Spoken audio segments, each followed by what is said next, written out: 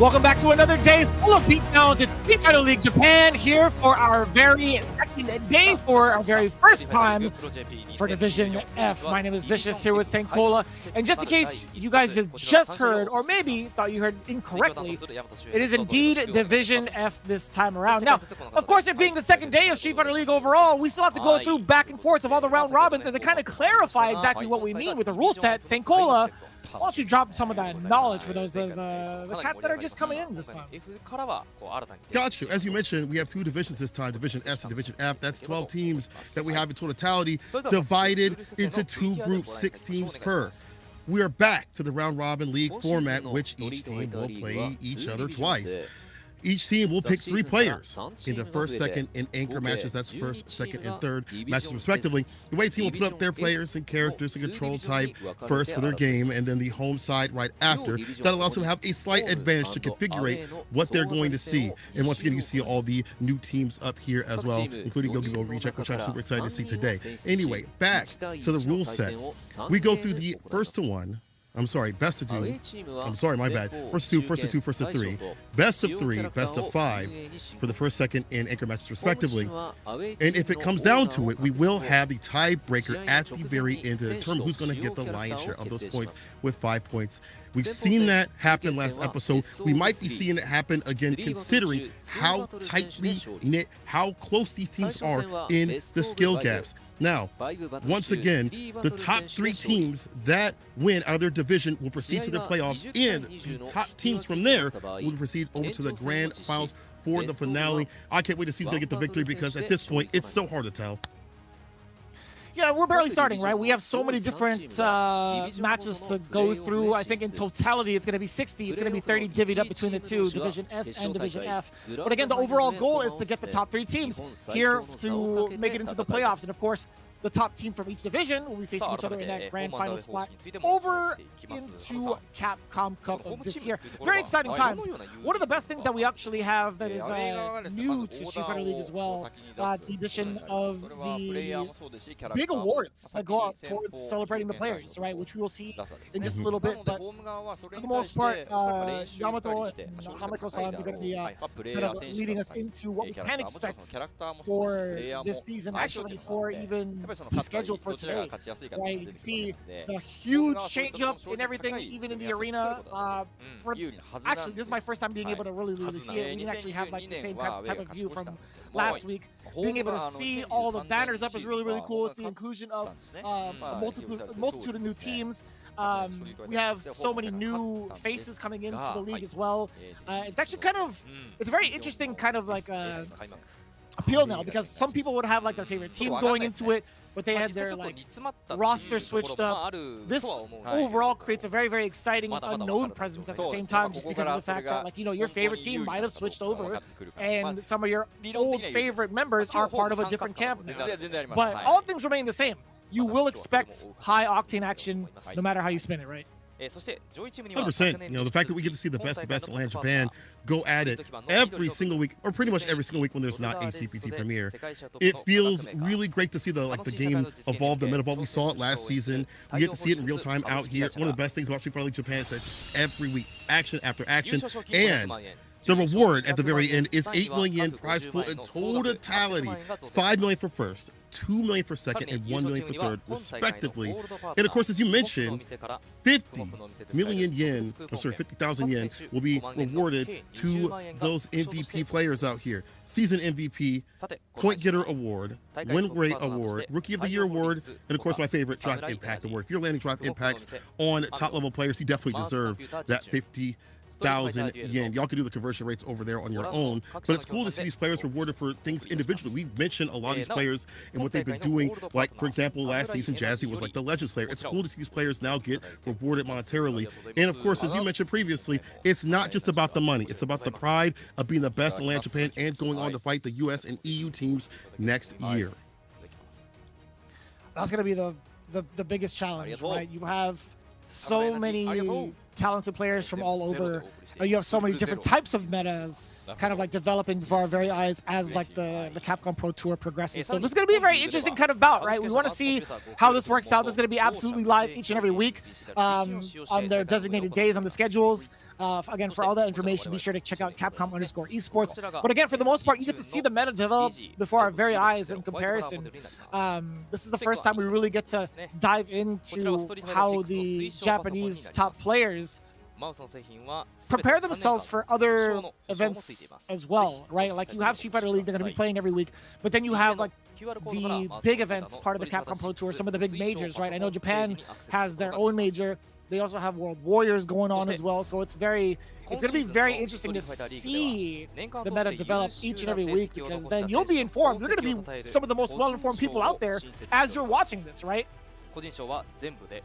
Yeah, but it's cool again to like watch these players also possibly switch up and stay informed, stay in practice. That's the great thing about Street Fighter League, is the fact that you are working towards not only obviously the MVP awards that we see up on the screen, but also to be the best for your team as much as possible. And so that makes you train even harder. I feel like Ryukichi is one big example we saw out at the EWC, training for his team and also for himself, obviously. But I feel like when you have to have your team rely upon you, have the weight of your team on your shoulders, you're going to work even harder. And there's no like time to slack. You have to go through every single week, or damn near every single week, and fight it out. So you have to be on form and prepared to get off the bench and fight it out. So Street Fighter League, I feel like, has emboldened a lot of these players to get better and better. It gives us something to work forward to and look forward to as well. It gives us something to look forward to as well for their battles. Right, and again, you guys had seen it just a little bit earlier ago. The big incentives for a lot of these players being like the season MVP, Rookie of the Year, the Point Getter Award, award for the best win rate, as well as the Drive Impact Award. Man, that should be a thing all across SFL, in my opinion. Being able to award, what is it, 40,000, 50,000? Either way, being able to award one of your players for getting these, one of these like standings is actually pretty neat.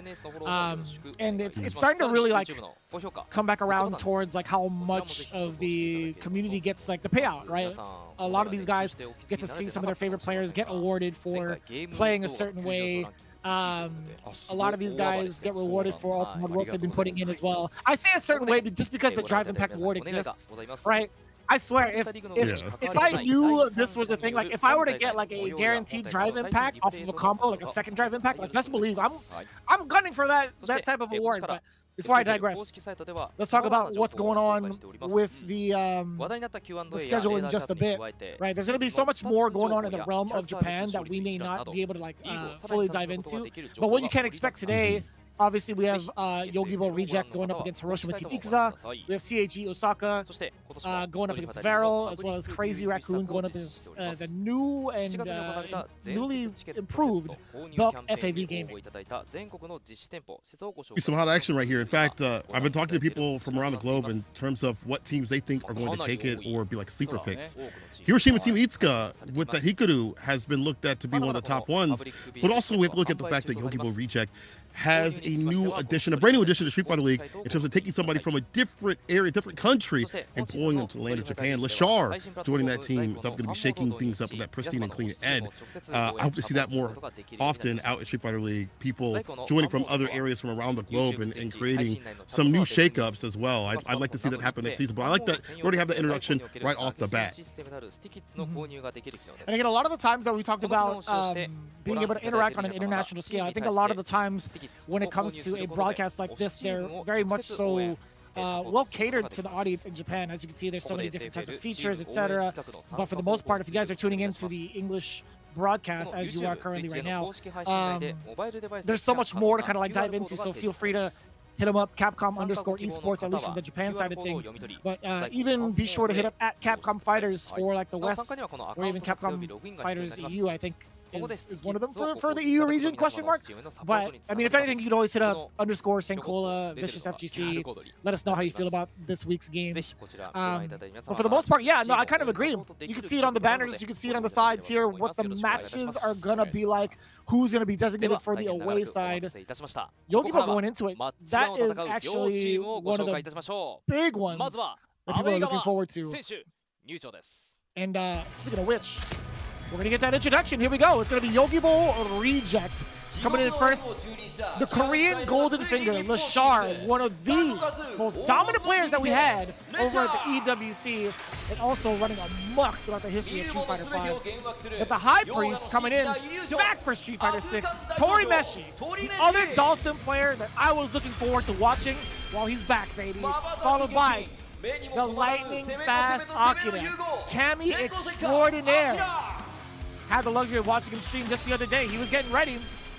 And of course, the man who's always ready, the fighting game genius, the FG scout, Toikido, coming back in as the captain for this brand new Insane team for Street Fighter 6, for Street Fighter League. Man, that was a sentence, I'll tell you what. Yogibo Reject, this is quite the team to look after. Can't definitely forget about the fact that we've had something crazy come through in the mix. Crazy Raccoon has been a big dominant force out in Land Japan, and now they've entered in to the fighting game arena with some of the best players. I'm sorry, my bad, my mistake. It's Hiroshima Team Itsuka way first. It's, again, the team that we were talking about previously, a team that we were talking about and mentioning to be a top pick, considering the pedigree was on this team, and also the picks. How prepared are you for a character that you barely ever get to see? How prepared are you to play against somebody who has mastered their character even when they were at their weakest? Hiroshima Team Itsuka back up on the deck. The Heavenly Wind, Hibiki, the beast coming through with that Lily. And that Lily has been buffed and been doing a lot of damage around the world. Let's see if you can do some damage out here. Street Fighter League Japan. Neon Genesis, Hikaru with that Evangelion creeping forward. Poison play today. You can see if he comes up on the stage. After that's going to be the fighting spirit himself, the legend slayer, the killer, Jazzy on the Akuma, back with his spirit animal. I can't wait to see what he has up in the mix. Last but definitely not least, we have to listen. The magician, the one who's been taking down some of your favorite players. It's Aqua, smooth with it on the JP and the Blanca. Again, this team, once again, has been a team to really look forward to in terms of being dominant, depending on their character picks and the rise of the players and what they've been doing against some of the best around the world. Is Jazzy not playing Luke anymore? Because I swear he was literally I haven't seen much Luke, man. Are you sure? Because I swear I saw him, from because I follow him pretty closely, or at least I follow him on Twitch. I swear he was streaming some Luke recently. That's actually kind of wild. So from what he told me, from what he told me though, real quick, he is playing a lot more Akuma. Like Akuma's like the main, but Luke is in the back pocket just in case. So similar to Chris Wong. We'll see if he whips that out though. We will Reject putting up their team, Ken, Sim, and Ed. What do you think about this coordination? I think this is hard. You got Toikido coming up first, Torimeshi following up, which is a character specialist. Then you have LeShar's end that was pretty unstoppable. I think like there's a certain wall, like a psych wall that LeShar puts up in front of you that makes him so hard to predict. But I think overall, in terms of like the presence of these characters, Ken, Dawson, Ed is very well rounded for an away side pick. Yeah, I think LeShar, especially being in that last position, I think is going to be fantastic. We've already seen how he does in longer sets. Super clean with it. We're already be sending up Jazzy with the Akuma right off the rip. But again, you know, as mentioned, he's been playing a lot of Akuma, but like for a lot of Akuma players, some of them have been keeping their side picks. We've seen Bonche keep the Luke around. We've seen Chris Wong keep the Luke around for certain matchups. For right now, it will be right off the start, Akuma. You know, one of the things that I do love seeing is the transitions between mains into their sub-characters and eventually having that role reverse where it's like, this is my new main, right? Being able to confidently say, like, I'm able to play this character at a level where it's going to be competent enough for something like a Street Fighter League or like a World Warrior. I'm actually kind of surprised that we haven't seen that coming in from like Toikido as well. I remember like him taking a bunch of L's in Street Fighter 5 early, as soon as, actually not early, but like Season 2, as soon as Akuma came out, just for the sake of learning how to play the character. However, I guess he feels like Ken can do everything that he needs to in terms of like what he's looking for gameplay, for damage, for positioning as well. I think this is a very, very interesting kind of thing to see Toikido stick to his guns with Ken. But it makes sense, right? I think Ken is still one of the more dominant characters. Like, I think he'd still, I can confidently say he's still within top 5.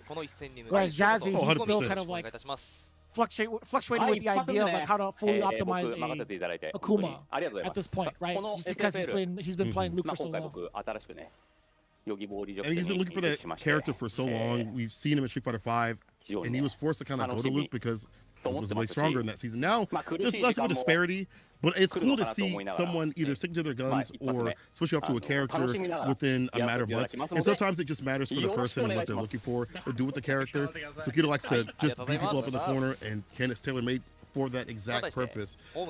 For Jazzy, he just likes the utility that Akuma has, the infinite toolkit that the character seemingly has behind him. We're getting some of the interview quotes here from Toikido. He says, "This season, I changed teams, and there might be some tough times, but I'll do my best." We saw him have a rough time, I think, playing Ken in the way of maybe not having his strategy down, but he was still getting W's. But now it feels like the way of Toikido is definitely out and ready to really unleash upon the people here. I'm curious though what Jazzy's about to say. Again, we're getting that translation real soon. It's cool to see him back. He was a Legend Slayer. We saw him take down a lot of top-level competitors and really put a surprise for the Hiroshima Team Itsuka. I feel like he was kind of the all-star for that team. He actually says, "I want to show that Team Itsuka is strong this season by winning this game." And it's great to ask for that, to be honest with you. I mean, Jazzy, I think his debut into the league was a pretty strong one, right? He had earned a good amount of points for his team. At least he got like 50 points. He was ranked 5th. I think what it says, number 5 in his past seasons. But I think his win record wasn't too bad at all in the preseason, so long as they were there, right? Because Hiroshima Team didn't really get to make it into the second phase. But I think overall, I think he was indeed one of the main point earners for his team, and it shows like his streams as well. He shows exactly what he needs to do to kind of like garner some of the confidence, garner some of the data against some of the matchups. So I have a lot of faith in what Jazzy brings to the table, but it's hard to contest that against someone like a Toikido. And we'll see how that plays out. Here we go. Game 1. Toikido versus Jazzy. Reject versus Team Itsuka. Perfect parry right off the rip. I like to see that from these players, hitting that perfect parry against the fireball. Same for the side of Toikido. We'll have to do that to keep away from that fireball play that Akuma will present. Nice interruption against the drive rush to the stand light punch. Is it with the Jinrai? A throw right after. Another one. Do it again. Oh, the backdash is there.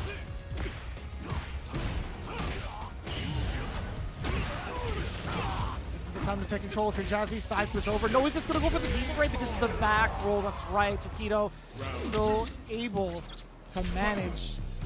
Kind of unfortunate there for Jazzy. Although the Demon Raid came out, he went for the slide option, and I guess it wasn't going to be meaty enough for Toikido to stop pressing buttons. Or at least to stuff him out preemptively. Punish here from Jazzy though, gets that stand medium kick. Looking for that button. I like these pokes with the fireball. Finds the sweep against the stand heavy kick. Backsway looking for that reversal play. Nothing coming from Toikido. Perfect parry. Plus frame off the Demon Ray palm. OD fireball caught him with the DP right after the conversion. Oh, just eating the fierce as well. So much damage being done to the drive gauge. What? That was actually kind of sick. Jazzy had no chance in return to kind of like get a punish counter, I guess. I couldn't tell what his response was. Oh no. That's a hell of a lot of damage. He's dead. He's absolutely dead. It was more so about the scaling involved, right? I wanted to see like what would happen just off of something like that raw, a Jinrai sequence, but yeah. More than enough damage, no matter what. I'm actually kind of curious to see what Jazzy had done after the initial parry. Like it was like a drive rush forward parry. Not really much you could do off of that frame data-wise. So that was actually a good call for Toikido to do OD uppercut. That was really sick. Yeah, taking the first game very dominantly, you know, being able to stuff out these moments, hit that ODDP as you said, and then also maximizing that level 3 at the very end.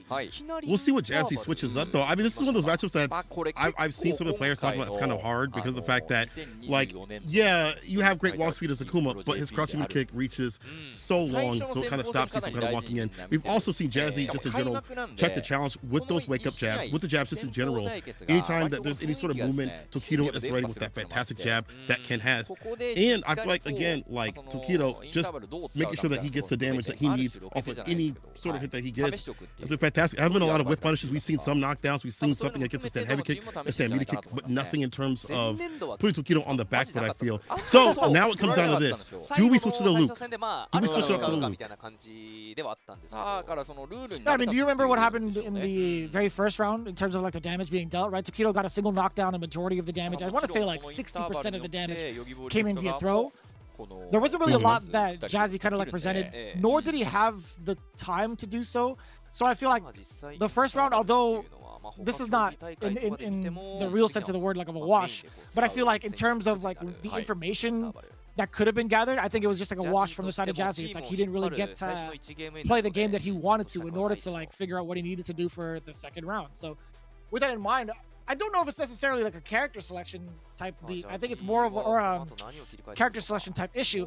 I think it's more so that Toikido got to run his game plan, or like what you usually would see as a Ken, right? There wasn't anything that diverted from like an unusual or from the normal path from Ken. So it's kind of interesting to see like Jazzy have to like figure this out. I think it was just more so like a, you know, just put it on the board for Toikido. We just have to go next. Fair point. You know, some part of me wants to think that maybe comfortability would help out, but as you said, it's just mostly Toikido running his game confidently. A few things here and there with punish, but he stays solid, and he took the first game as pretty dominant as you could think it could be. First game to him, Jazzy sticks with the Akuma. See what the switch up is.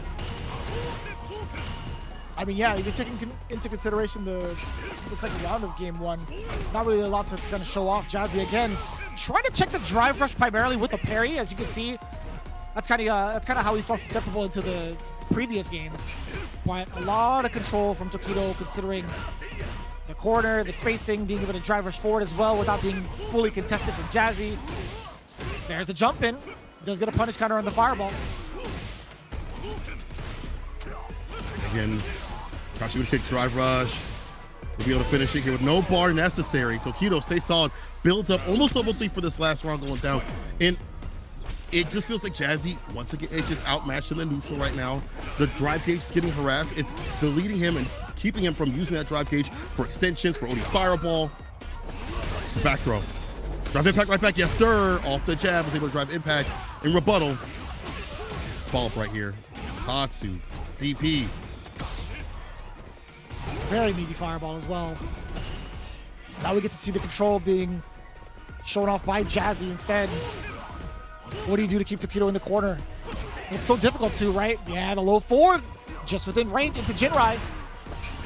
Oh, he knew it. He sniffed it out. He was ready for that fireball, full punish counter as well. Trying to get a throw bait, hence why he even did the Dragon Lash at that timing. That's gonna be dead. Deader than dead. You got level 3, man.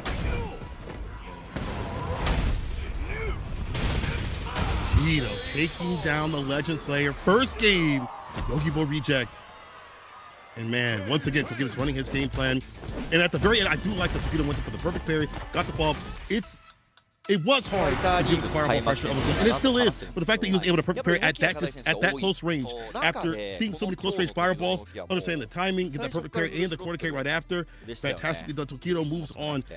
Jazzy, unfortunately, just outmatched. It's hard to say what Jazzy could do better because Toikido was just so dominant. His game plan was just so sturdy and strong that it's hard to say what Jazzy could do much better to equalize himself with Toikido in that match.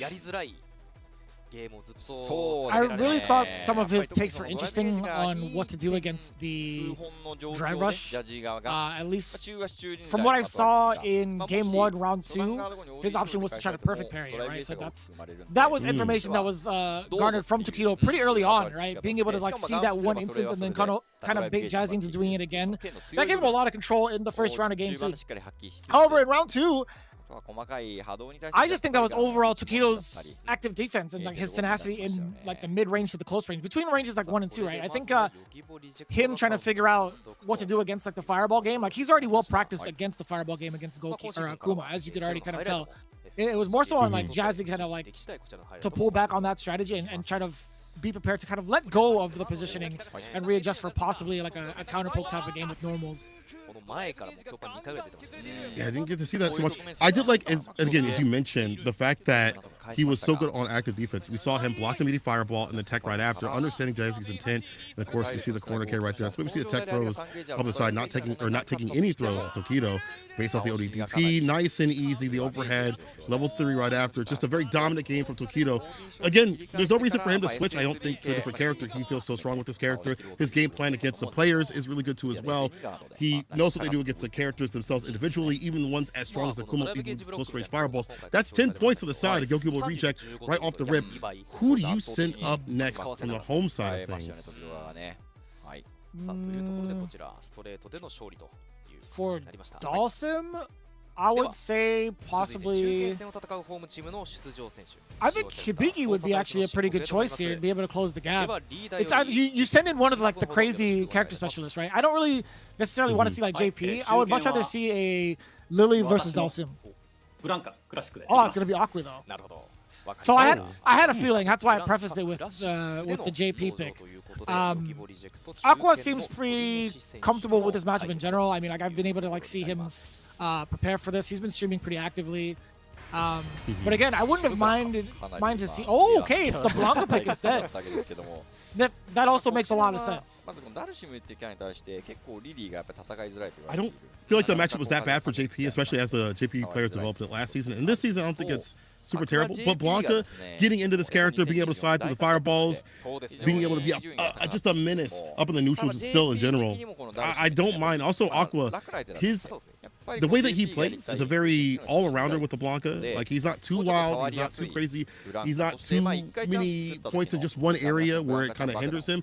Feels like he has all the elements at the ready to defeat. But however, this is Torimeshi. This guy, I'm sorry, we have a sim player here that is more flighty, more movement based, more off the ground continuously. So it's gonna be hard to kind of capture him. Even if we have drive rush heavy kick, even if we have ways to catch him outside the air, that might be kind of one of those things where he baits out a reversal or baits out like an up ball, whatever it may be. Uses OD comment to lay down the pressure, gets a teleport right after.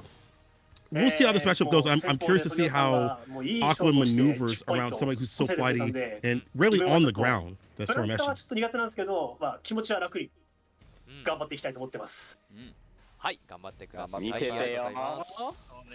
Wait, so you're saying Torimeshi was more movement-based or is more ground-based from your last statement? He's more movement-based, I think. We've seen in Street Fighter 5 and Street Fighter 6. Cool.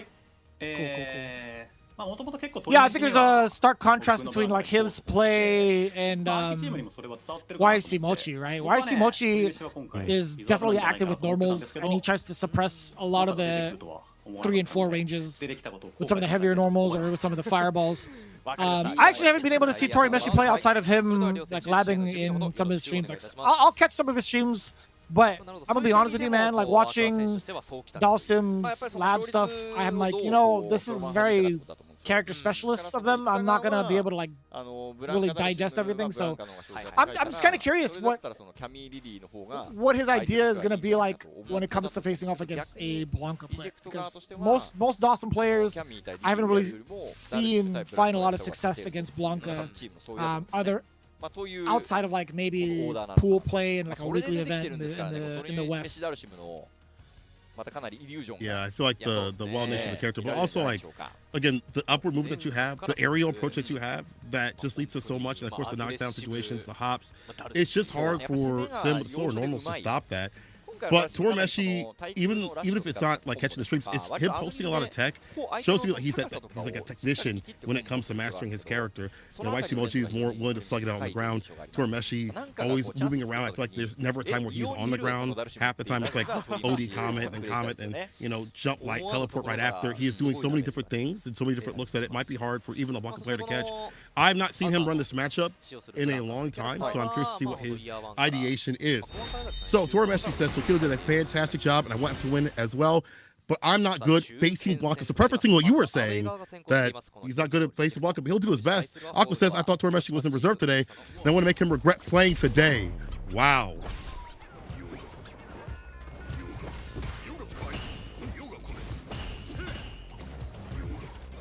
So far, we see a lot of activity already from Torimeshi, right? Either It's going to be the grounded fireballs, either the Comet, and then being able to swipe down midair as well. Yeah, he wants to cover a lot of that space just in case Aqua wants to be a little bit antsy in terms of like drive rushing forward perhaps. But yeah, this is going to be the side switch. He was looking for that as well, considering his back was already pretty much towards the corner. So good call. That was a whiff punish and a half. And immediately afterwards, catching the slight mishap on the input against Torimeshi's Yoga Flame. Aqua gets to start up a lot of offense here and brings Torimeshi to the corner already.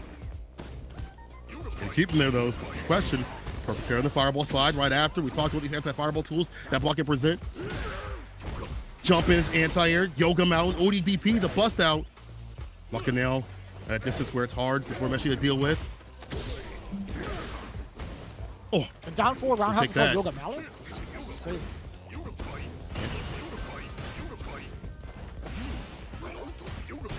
Oh, both whiffing throws. He wants to try to block a chin. They'll just get the slide right after. The two-piece to seal the deal. Aqua able to chase down Torimeshi is something to behold, to be honest, considering how good Torimeshi is at piloting the character. Maybe that's also a thing of Blanca, just in general.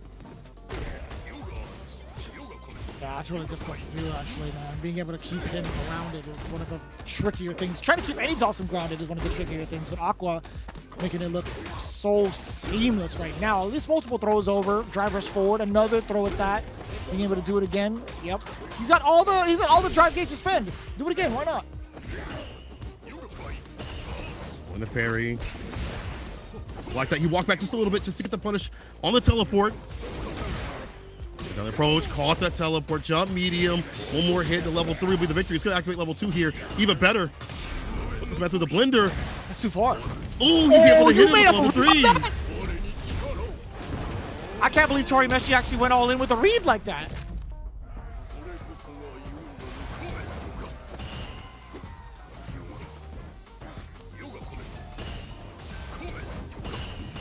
Comment. It's not over yet, though. Still has a lead. Oh, that's still finds the fault, three-piece. Man, it's tough, man. He was trying to drill in for any sort of offense. You could see like the sense of urgency from 2 whiffed drills, and Aqua having the sense to kind of not just really just guard and down back, but him walking away from it was actually mad smart to create some space for himself to prepare for that punish counter. Really, really well played from the side of Aqua. He's been playing that really well just in general in terms of understanding like the template of teleports that we see continuously. You saw him walk back and take just a slight step back to hit that jab and catch the teleport that Torimeshi was aiming for. And he just puts himself in a big lead where Torimeshi has to come to him to get the win. And for Sim, just overall, it's hard for him to gain the damage that he had in Street Fighter V, usually through like anti-airs off of, like back fierce, like Yoga Lance, into like a level 1 or level 2 scenario, or otherwise using bar at the bottom. Sim doesn't really dump out the damage, so when he does have those exchanges or he gets a knockdown, he kind of resets to neutral. For a lot of Sim players, it's like, man, it's unfortunate that I gotta go back in again and reset my pressure. And we saw that where it's like, man, I'm trying to get in, I'm trying to get desperate, I'm trying to get the damage potential back out, and I'm just checking the challenge with lights continuously and the walkbacks and outside the distance where I have to come to him to get the win. Aqua played this fantastically, being able to track down the movement of Sim, especially someone like Torimeshi. He's ready for the matchup.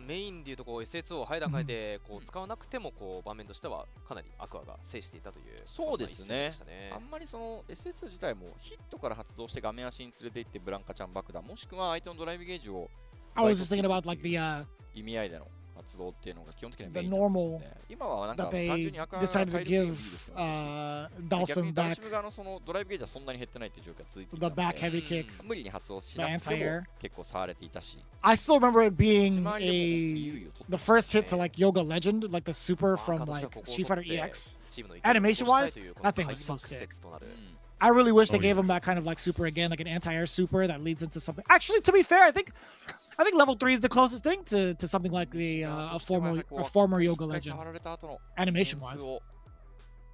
And it's better this season too as well. They've improved it where you don't really drop out in combos and stuff. So it's a better super just overall. But it's cool that they've added some of these things from other games as like special moves, normal moves, command, normal moves, whatever it may be, kind of harkening back to previous games, especially ones that maybe weren't of the main line. But one thing I don't want them to give is Sim a command grab. That was I think in EX that was Not necessary. Definitely not necessary. But Sim definitely needs some help, I think, in this game right now. He's still a strong character. It's just there are stronger characters that have better defense, better defensive decisions and things like that. The damage output. Sim, when mastered, he's still a fantastic character. It's just there are stronger characters right now. You see a deficiency of a character that can keep up with him in the sense of tracking him down, Blanca balls, hitting even raw Blanca ball, clipping a limb, getting a knockdown so he can get in is a dangerous proposition for him to even stick out a button. Oh, I agree, yeah. We'll see if that actually comes through, though. I mean, Aqua's been able to snipe out a handful of normals thus far, but it didn't lead to like anything super detrimental. This is where it actually becomes the worst for Torimeshi. Being able to get the full conversions from Aqua into the corner pressure is kind of dire, but now Torimeshi being able to swing it, swing it all the way back around. What did you call that move again? Yoga Mountain. Got it. That's actually a hard one to use too as well, you know. Almost start with this, I think, his best anti-air, but you have to be predictive with it and reactive at the same time. I thought you called it a mallet. I was like, wait, what? What did you call it a mallet?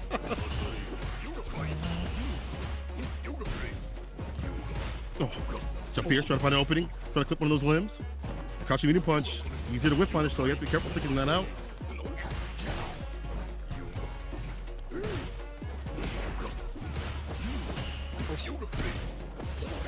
And this is the Torimeshi I like to see, right? Relentless pressure, but up until the moment he kind of lets off the gas, Aqua pretty much sees green and goes for the drive rush forward. Oh, that's going to be huge.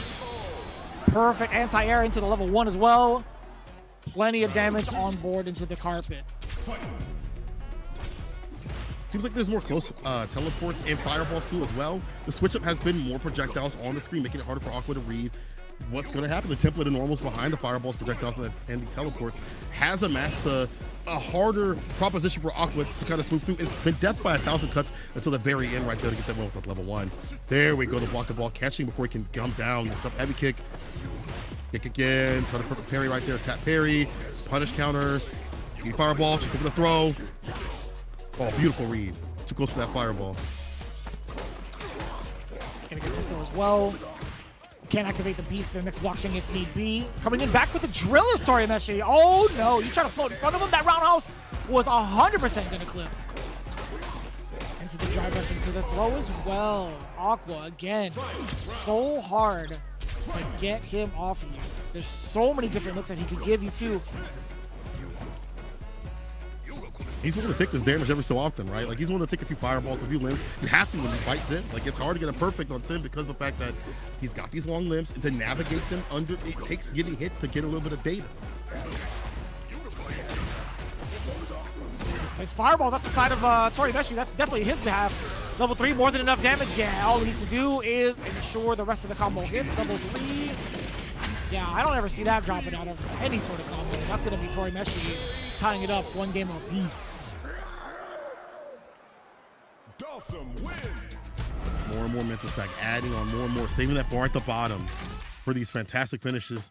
Torimeshi evens up the game, but again, Aqua just looking for those moments where he can either activate level 2, go to town, hit that level 3 possibly for like a fantastic finish, or whatever it may be, like, or a bad fireball to slide in. It means Torimeshi has to play so perfectly.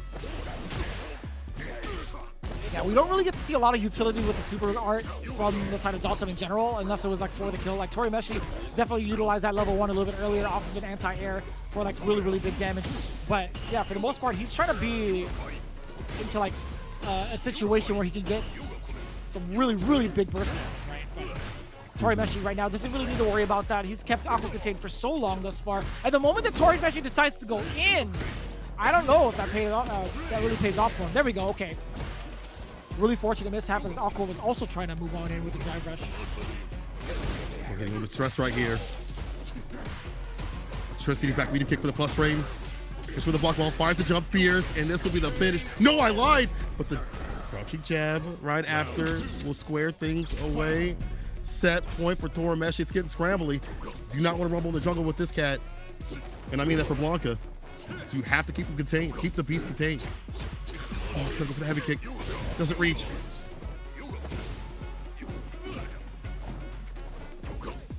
A lot more activity on the ground. You can see a lot of the heavies coming in to prevent Aqua from moving on in. Torimeshi is kind of like prolonging the switch over to the middle, right? To the middle of the stage. And Aqua is kind of like you can see the way that he's been moving recently. He's like getting himself ready for that exact teleport.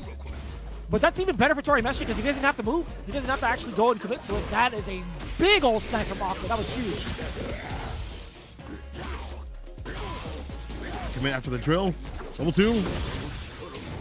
Waking up super. The Sansara hits electricity. The punish is there to pick up little mini-me. One more. Lays it down. Drive reversal to back it up. We still got up in the corner, so do not get hit with the block the ball. Don't let him jump in. Dive kick hits, counter hit, resets the pressure with the back throw.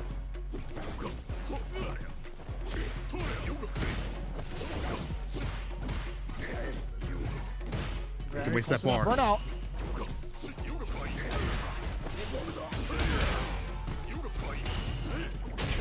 Torimeshi, the jump What in! a call out, too. Immediately after the perfect parry, taking after the skies, that was really, really smart. Torimeshi might have thought maybe the Fierce would have been fast enough to clip him for the win. But now it's going to be very interesting as both are at match point. Level 2 for the side of Torimeshi, level 1 for the side of Aqua. Don't know how important that's going to be when it comes to the grand scheme of things. How often they get to really use those super rides, who knows? That was a sick jump. That was crazy. That's an anti-air. Level 2 could be coming through here. That'd be very apparent for this character, especially up in the corner. See the block the chance setups, even though they are scaled nerf, they're still very strong. Especially if you have to loop that pressure continuously. I like that against a drive rush back medium kick. Using the OD block the ball. Aerial, we're getting down and dirty on the ground.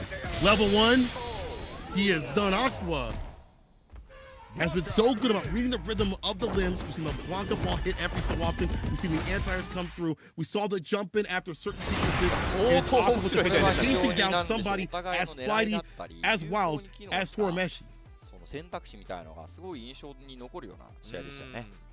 It felt like it was a lot more contained, to be honest with you. I think a lot of the flight that was taken from Torimeshi was more from a passive perspective. Like he was taking flight to cover if Aqua wanted to move forward. He would use flight to put out some of the yoga comments, and then if he found himself too far into the corner, then he would kind of like teleport mid-screen. That felt like the overall theme for Torimeshi. Although I do like the aggression that he does kind of show off afterwards. I think it's always in moments where he feels like he's down in life or like down in drive gauge. It's been very predictable as to when he would kind of like initiate offense. I think that more so goes towards the presence that Aqua was kind of presenting towards the neutral. It's so much more intimidating when Blanca is kind of like in your face and willing to drive rush forward. And Torimeshi kind of felt that urgency as soon as like the life was taken away from him, or at least the life deficit was shown against him, right? And speaking of that urgency, we saw when that did happen, there was a call with OD Air Blanca Ball against the drive rush button from Torimeshi that we tried to present to initiate with back medium kick. He tried to go for that button. It got checked and challenged. That shows to me, as you mentioned, like he's ready against those initiating points where Torimeshi felt he's on the back foot and had to initiate himself and get some damage on the deck, which wasn't really happening sometimes. He was ready to check and challenge that. Look at the anti percentage right here. I think 7 out of 29 is actually really good considering how much is led off from the side of Blanca. You know, that drive rush heavy kick doing a lot of the work there, and the air to air, so the jump mediums and things like that, working out just to take the character down. Any of those knockdowns in those anti-airs will lead into advantage, into damage, whatever it may be. So even though it's a low amount considering, it's still enough to really shake up things against Torimeshi. Considering how often he's airborne, yeah, I mean, I guess so. Like that number's gonna be skewed either way, just because you're facing off against a character who's gonna be airborne a bunch of times over. But as low of a percentage as that was, what was it, 24%? I think the damage that he dealt with those anti-airs were significant enough to force a lot of like panic from the side of Torimeshi.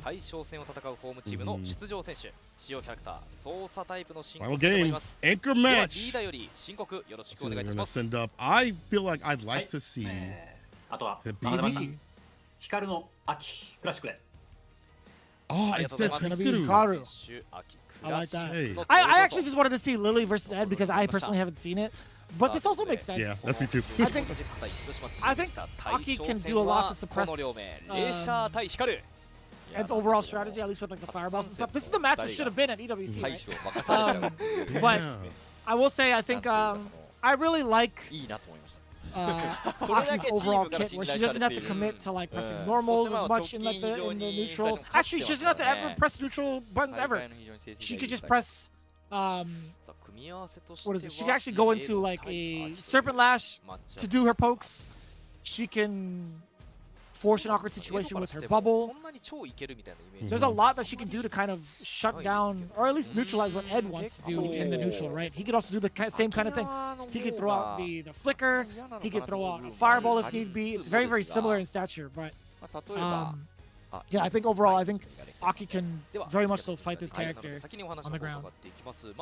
I think also the fact that like you have these better buttons that you can drive rush with, like crouch to kick that's been buffed to be +1, and then with drive rush +5. Great initiating buttons with can kicks, and then also the extensions that she gets when she does get those hits, applying more poison, acclimating more damage, and then looping the poison continuously. And we see someone like Hikaru always have drive gauge because he's sequencing in a way where he's building up drive gauge pretty much in every conversion or whatever, even if it's on block, right? Even if the person's blocking it out, he's building up drive gauge and doing certain sequences on purpose. So the way that he plays, I feel like he always has something in his pocket to utilize. So for OD Fireball to initiate, or OD Cruel Fate also can come through. So if you make a bad gamble with the flicker, he'll eat with that and then get in and start his oppression. LeShar says, nice to meet you all, Japanese Street Fighter League fans. I'm LeShar. I'm pretty confident in facing Aki.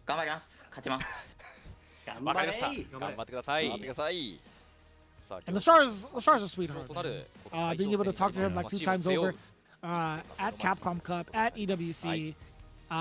Really, really nice guy. Really, really hard working. This guy's insane. Like, I don't know if you guys have ever seen what he plays on, but his layout is definitely on some like playing on PC type beat. On a keyboard, like legit. It's actually kind of it's so interesting to see how he even does it. But anyways, before I digress, yeah, no, I think with the way that Hikaru plays, you rarely ever see him in burnout. He's very conservative about his meter. There isn't really a lot that Aki needs to do to kind of like spend her cash unless it was in the corner or whatever. A lot of the times she's drive rushing forward, right? For big conversions off of like maybe a certain sequence from the lash, or even try to like initiate offense, as you had mentioned earlier. But for the most part, yeah, she seems pretty conservative with her meter if she needs, or if she needs to be. And Hikaru kind of like shows that off pretty well. Say something similar also for Ed, being able to kill rush and not to drive rush forward for Oki, or just to get yourself in there. You're saving that drive cage for extensions or OD Fireball, just like that. As you see, starting off strong is LeShar. But you see a side switch here, Punish got a cross up. Oh, gosh, really kick finds its mark. Call out on the low. Yeah. Blocking the overhead. Oh, that is a call out and a half.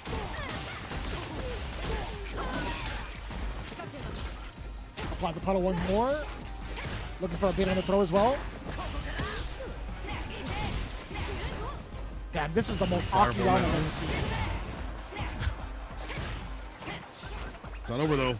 LeShar, do something about that drive cage. Right lash at the perfect range. Try to drive her forward. Enter for the stand fears. Cycle blitz right after it. Drive reversal is baited, but it is only -2. It's a burnout. That was guaranteed. I think with the amount of life that LeShar had left, Hikaru definitely stiffened that out. Good awareness overall. Willing to spin that bar again. OD Cool Fate, not today. Doesn't want to be caught up in any sort of guest situation afterwards. Driver stay fears. Nothing doing. Uh-oh, and burnouts. We mentioned, man's usually good with the bar, but LeShar able to take that last spit before he can get it back. Drive impact. No, we get the reaction with the back throw. See that coming. Yeah, it wasn't meaty enough, right? Mm-hmm.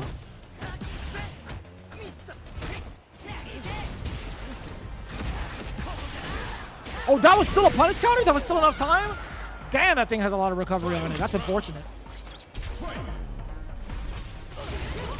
LeShar saves the bar at the bottom for level 2. Could we see that come through? Drive impact as a reaction. It's a roll. OD Cool Fate. He's going to spin that level 3. Won't wait to spin that bar at all. Wants to put him in burnout. And make the Baroness of burnout herself feel what it's like to hold all that pressure. Ed, once again, with like OD flicker, normal flicker, and burnout with the buttons, it's ridiculous to have to deal with the burnout. So the only thing you have to your name is level 1 at the bottom. You get to use it. Hikaru can pressure up in the corner. Jesus, this guy is really a wall. LeShar is so hard to get over with the way he pressures himself, or he applies pressure too. And that was a read. When he got that burnout against Hikaru, he went for normal, canceled into flicker, and just waited right in front of him. That could have been a button from Hikaru to stuff him out. But he had the full read on the jump. That hit from behind his shoulder, by the way. That uppercut. Sharp, perfect with the anti-airs. Yeah, he's not taking any of that OD cruel fate plus frames at all. It's either drive reversal or drive impact. He's able to slip it out beforehand. Perfect parry in the punch right after. Just that positional advantage. And to put the poison on. In addition, attack on drive gauge. Pick up super though. Keeps the drive gauge at the top. Doesn't want to bust up with the OD and put himself in burnout.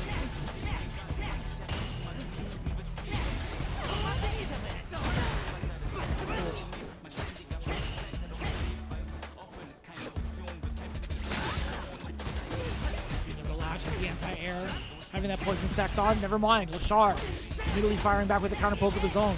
Forward throw, let the fireball rip. OD version to follow behind it, makes sense. Oh, I like that!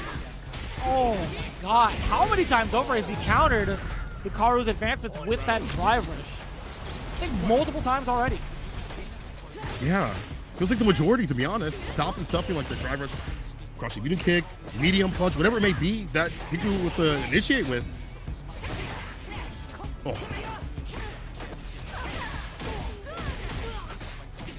Kicks, poison after a heavy lash. Let's jump back. Look at the range of this character's buttons to be able to jump back and get a button off. OD level 2. You're on borrowed time. Those 2 bounces on it. Oh, you're hella dead.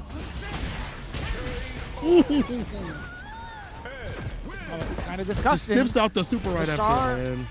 Is looking kind of disgusting right now. There is so much pressure going on against Hikaru that is so like unfathomable. Like what you're supposed to be doing afterwards. It's kind of nuts. You always know LeShar to be like that clean type of player. You know, he's one of the more cleaner players. Like doesn't really get down and dirty in the mud. He doesn't really need to. And I feel like he's found a character that really suits his style. When he switched, I was like, is it really the right time to switch? You're so close to Street Fighter League. You're so close to the tournament starting up. But then a few months, it feels like he's already acclimated well to this character to become in the top spot in terms of ed players. And we see why. Checking and challenging drive rush continuously. Has the right reads as a good, just as a player, he's fantastic too as well. Reading is the attention at the very end and calling out that super.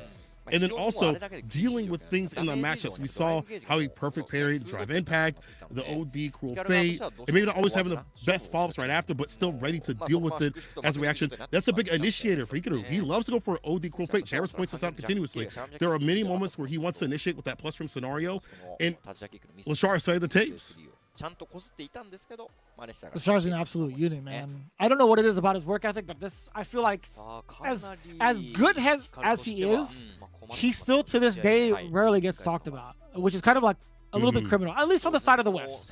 I know like certain players from like the EU fully recognize him. Obviously, Asia region, all hail LeShar. But man, this cat he's unstoppable right now, man. He's looking like one of the strongest candidates going into like a Capcom Cup scenario, right? I think he's a strong candidate for EWC, and I agree. I think he definitely could take a CPT or to be honest, be at CPT finals.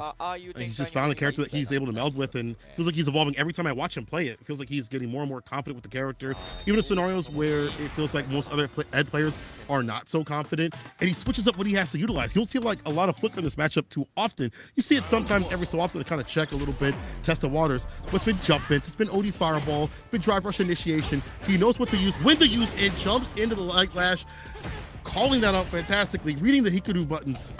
Empty throw? No, it's actually a back throw here from Hikaru. 3 sequences of plus frames for Hikaru.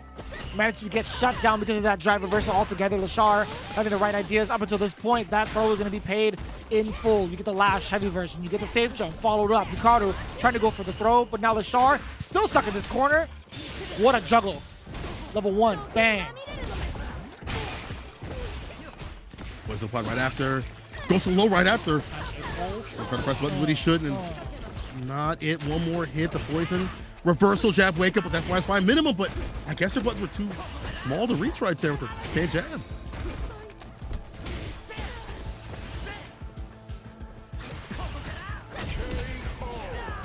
Jump forward medium kick against the throw. That was actually kind of godlike from Hikaru.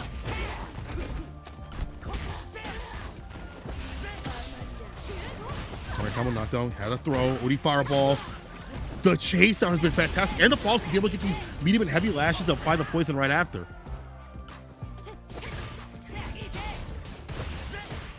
He caught in the corner though. And here's, yeah, the hiccup for level 2. Blitz, it's after it. Keep the jump fierce. Ooh. Oh, you can see Hikaru kind of mashing his way out. I totally understand it. You can't get out of that trap though, being able to slide past the fireball into the normal instead. Looking like a real dire spot to be in. LeShar looking at match point, by the way. Does have 2 bars to his name. If he manages to land a heavy normal, could see the dream. Oh, that could have been it. That's the entire like that jump back though. Lands a light lash. Tick throw, he breaks though. At level 2 at hunting for that right moment to hit that stand fierce. Try to set up with other buttons first.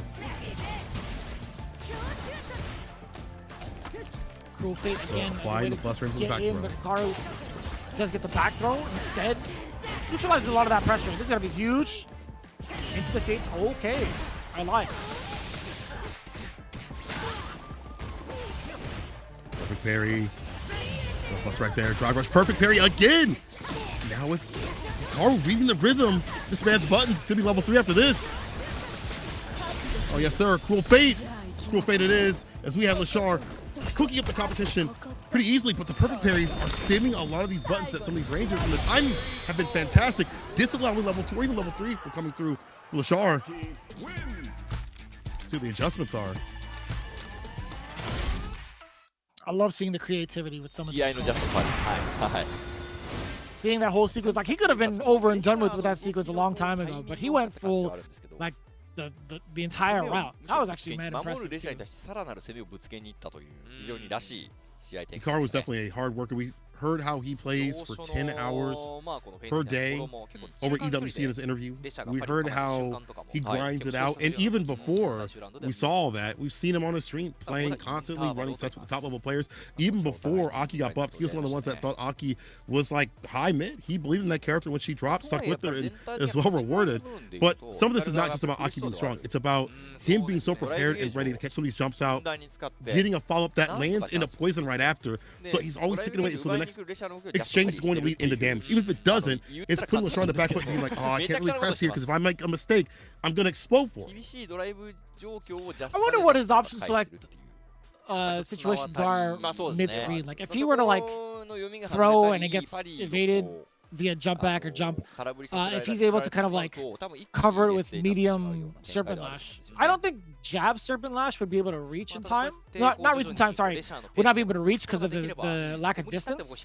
I kind of wonder, because I swear, I could have sworn Hikaru had covered a plethora of different option selects off of the whiff throw, whether it's like mid-screen or in the corner, because I definitely stole a lot of his tech. But I kind of wonder if that's going to be something that he's reluctant to do, or maybe he's he'd rather go for like a different type of option, like a jump medium perhaps. But that's like an even bigger read. So I actually have to like check that out and lab it again. I don't have my fight stick on me, unfortunately, so I can't actually boot it up.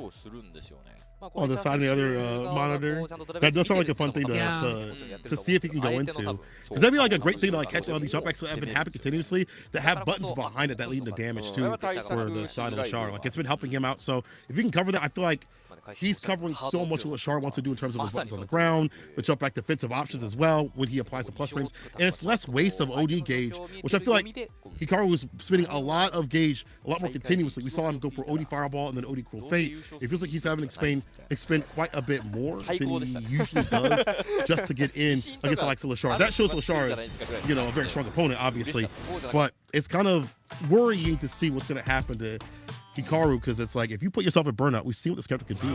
Flicker continuously, OD to pull him close, strike throw right after. We'll see what happens. Still game point for LeShar. Hikaru bringing it back from the brink. Oh. Fireball and the driver from medium.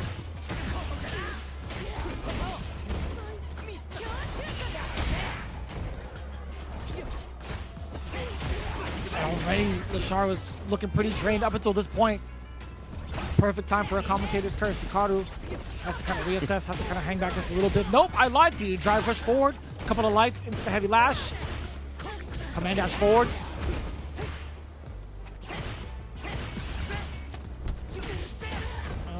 Tick throw. Passing that drive gauge. Answer with the heavy lash. Crushing into kick. Hello plus. Also looking for a reversal there. Jump in his anti-air again. He backs off with a perfect range. And you see the crouching into kick right after. Catching these walkbacks. Orphan tries to stand up.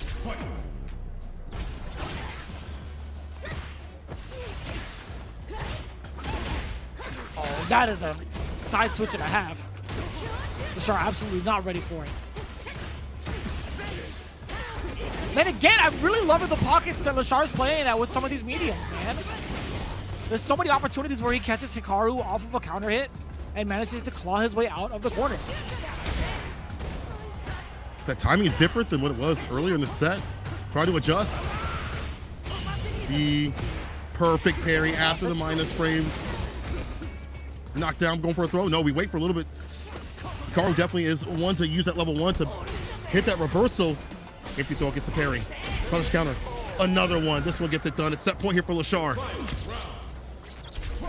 Yeah, not too big on the wrist there, considering the amount of life that LeShar had going into that. Oh, good call out. Oh, that's a huge punish incoming. You get to take away the gauge afterwards if you wanted to, and he does exactly that. This is gonna be this might just be a full Aki round. Oh, he's gonna drive impact. Forward. Okay, so I don't think this is like too horrendously down bad. I feel like for Hikaru, being able to force that expenditure early against LeShar, and you're set like what, mid-screen? Yeah, still in the corner, still in burnout. Finds a drive impact. And just as you press it, he used the last of his reversal. No rebuttal at all this time. Hikaru makes a fall up in the corner and gives us a final game set. I do like seeing these players take some of these hits, whether it be OD or super at the bottom, just to take away that last bit of resource so they have nothing to their name. And of course, the burnout not off the table at that point, was not able to get the bar back to rebuttal. Final game between the two. Here we go.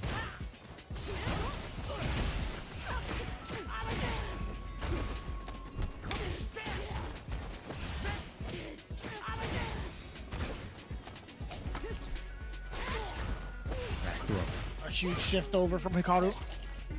Ah, that's something we haven't really seen that much thus far off of the roundhouse. Forward throw. Multiple throws, an entirely different look from Hikaru. Good fate, not gonna be his turn. Just able to escape. What was that from LeShar? Maybe he's trying to jump, perhaps. Back down to the ground, throws upon throws. Okay, finds his moment. Normal throw.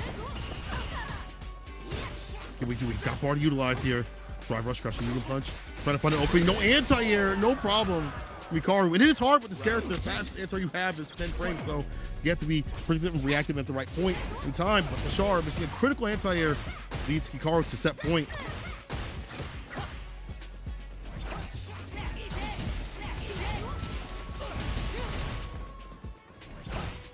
Very expensive from both ends. Just trying to keep each other away. Oh, and that's a counter hit! Yo! The forward heavy counter hit into the standing light kick full sequence. That was actually awesome. Do you drive rush in or do you double? Drive rush in. Plus frames off of the forward roundhouse. Plus frames again off of OD Cruel Fate. It's going to be the super coming in from LeShar now. Some of that bar at the bottom. Hikaru have the best bar right now. In terms of drive gauge, has to hold parry. Something that LeShar can read. Damn fierce in the flicker. Might be seeing some more throws soon. Jumping away, falls to the fireball, almost with the pickup. Push overhead, perfect parry.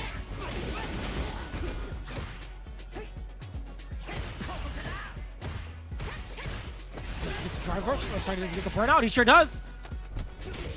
Afterwards, let's do it again. Only one bar to Hikaru's name. Has to hold, has to guess. Very important tech throw. He's backing away just a little bit. Puts himself in a burnout for it. You see a level 2 here? Not at all. Spin that ball right now. From LeShar. It's preparing us to burn out. Be hard to fight it right now. I don't know. It's hard to apply when critical art's on deck. All right, well, level 2 comes out at least.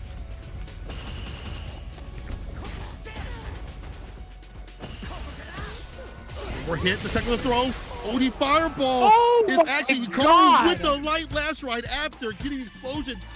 What a read and what a sequence here. Hikaru bringing it back. No, that was the chaser, brother.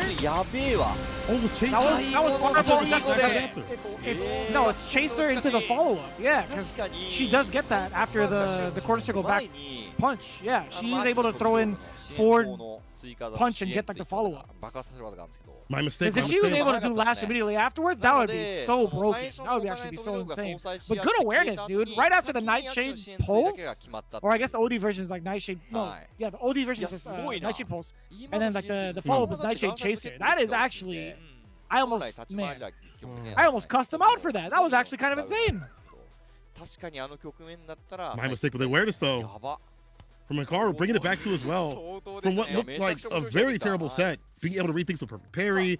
We saw a lot more offense. We saw the riskiness of having to spin the drive gauge, but also take the gauge away at the bottom from the side of LeShar, like putting him in moments where he had nothing that he could do. He had to hold that pressure up in the corner, drive impacts and things like that. Just taking away options after options after option from LeShar, which takes a lot of work considering how clean and pristine that man's ed is. We've seen it at EWC. We've seen it even in this battle.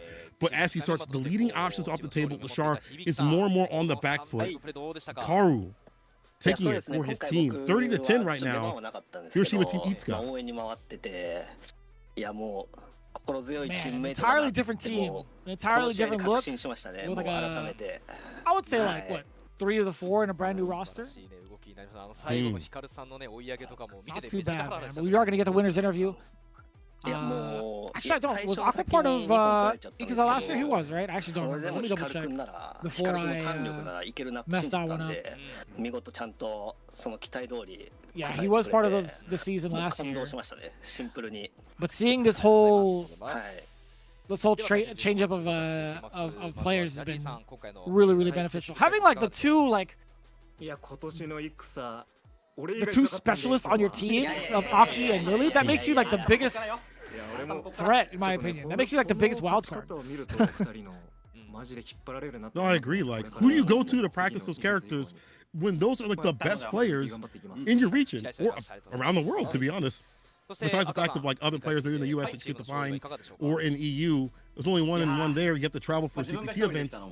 That's going to be a rare time to practice, get that information. So, as you said, those are 2 hard characters to prepare for, to practice for, and even then, beyond that, they're just fantastic players overall. Hikaru putting on different looks with the character, just because you practice against one player doesn't mean that you're going to have the same sort of playstyle or, I guess, pressure that Hikaru puts on, or even Hibiki, which we didn't get to see. The way that he switches up against the player-to-player and character-to-character matchup is different than other Lily players. So that's going to be difficult for these players or these teams to fight out Hiroshima Team Itsuka with these 2 character specialists. まあ最初2本取られてちょっときついなって思ったんですけど、まあでもきついなって思ってないからね、なんか Bro, this kid is 17 by the way. 考え直していつも通りの動きすればいけるって思ってたんで、まあ無事勝ててよかったです。 That's what a bunch of people were saying over at EWC. Man's younger than Noah the Prodigy. Alright, so this is the kind of thing that I wanted to see coming into it. I wanted to see if this was actually talked about at all. So I actually misspoke a little bit earlier. Aqua and Jazzy were part of Hiroshima Team Ikusa last season. And they were definitely regarded as the underdog, right? We actually just mentioned that a little bit earlier. It's like, well, these guys are pretty much like the dark horse or critical threats here because of the fact that they have 2 relatively unknown matchups to face off against, which is Aki and Lily, right? We could always kind of refer to that. And it's very valid, right? Aqua, even says it himself. He kind of feels that same way. He's like, we are regarded as the underdog. That statement alone tells me it's like he understands the value of having these picks of the double H's, right? Hikaru and Hibiki. So I think there's going to be the other team to watch, the main team to watch, at least in my opinion, for Division F. Overall, so scary to watch. We have someone saying, I was really calm and did what I normally do. Great that we won, like Hikaru, who was down 2 games in the anchor match that looked really dominant too as well from the side of LeShar, and bringing it back in such amazing fashion. That's definitely a team to look out for. Individual players too as well that we haven't even seen. We haven't even seen Hibiki, who said I was in the reserve, but my team was really strong. And even Jazzy, who said everyone except me was strong. You know he's gonna go back to the lab and figure out what he did and prepare and be better the next time he shows out and shows up. So, like, I think you're right. I think it's a team for people to be watching for, you know, not only for the players that are playing out here, but also if you're outside of Street Fighter League, you'll be watching this as well, because this team is going to be explosive, I feel. And again, the adjustments overall, usually taking things away. Health, drive gauge, bar at the bottom, no reversals, no rebuttals. We even saw some jump ins too as well at the very end that worked out for Hikaru, where it led to the victory for him, where LeShar just was like, look a little bit more lost than we usually see him. There was so much pressure coming in from Hikaru, or from LeShar in the first game that we saw a lot of the counter poke game prowess from LeShar overall from game 2, and I'm actually quite impressed from Hikaru's side to see the adaptation overall. This is the matchup I really want to watch to kind of like see what those subtle adaptations are, whether it's like from the side of Hikaru being more of a presence on the ground game, being very fast with some of the drive rush decisions. Was it LeShar being reluctant to counter poke? I couldn't tell. So this was like a really big highlight to watch. Yeah, right there. Okay. Nightshade Chaser.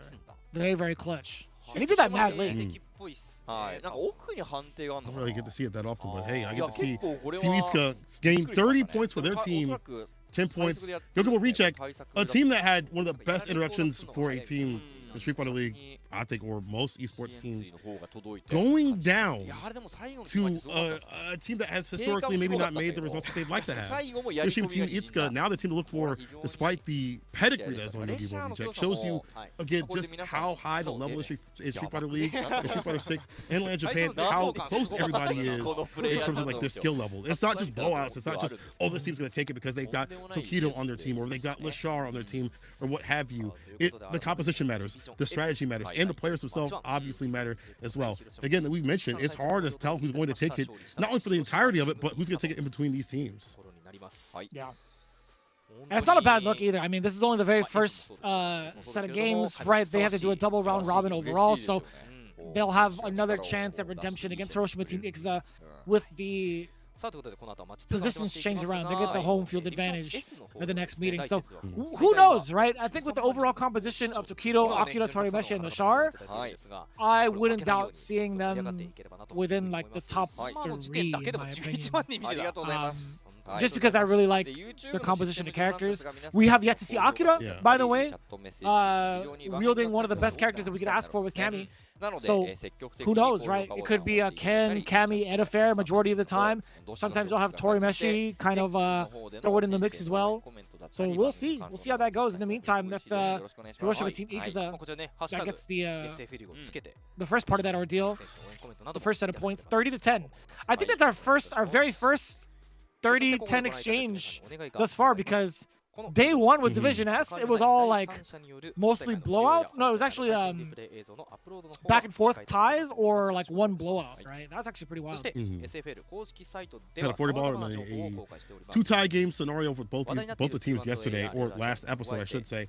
For this one, yeah, first 30-10 we get to see, and afterwards we're going to be seeing the next team that comes up, Wayside Cyclops Athlete Gang OSAKA versus VARREL, who is a name change, but still similar players with a new addition of Daikoku. Man, these teams are all so stacked. Just saying the names just in general are all super stacked out here at Street Fighter League Japan. Street Fighter League Japan, by the way, has some of the best merch in the business. Again, I want this lanyard. I want to use it. Just have it hanging by all the other lanyards that I have from other events that are actually right beside me. You can't see it in the room, but they are here. I want to add to my collection.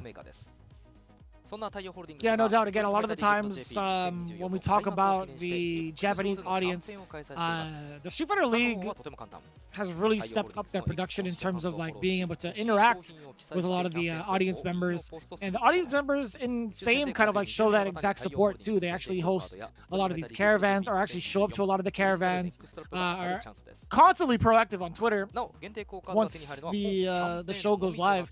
And believe it or not, there's over 100,000 people currently watching for the Japanese broadcast. I know for the Western audience, it is a little bit pre-recorded, as you may or may not have noticed, a little esports magic. But for the most part, these guys have been very, very active with their communities, and you really start to see how much both sides of the spectrum kind of care, right? The production side, the publisher side, and then you also have like the fan side as well. A lot of interesting things are coming out of the woodworks for Street Fighter as well. Street Fighter is something that I never really saw or have looked into, and I need to figure this out. I need to see what exactly this is all about by checking out Capcom_esports for all of the sponsors, the lovely sponsors that helped really put on Street Fighter League Pro-JP this year.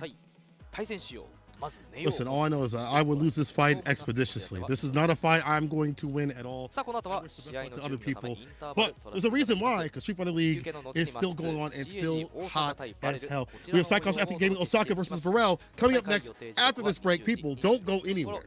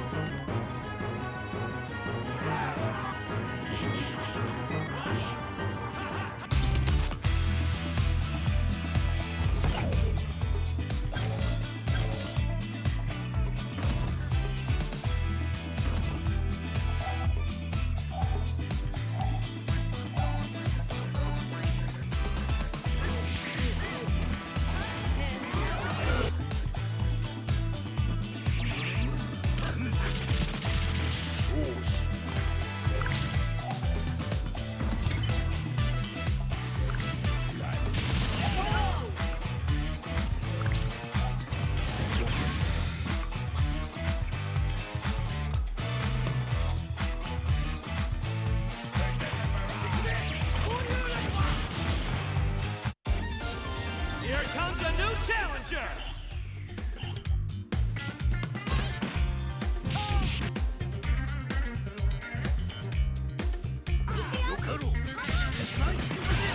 Classics!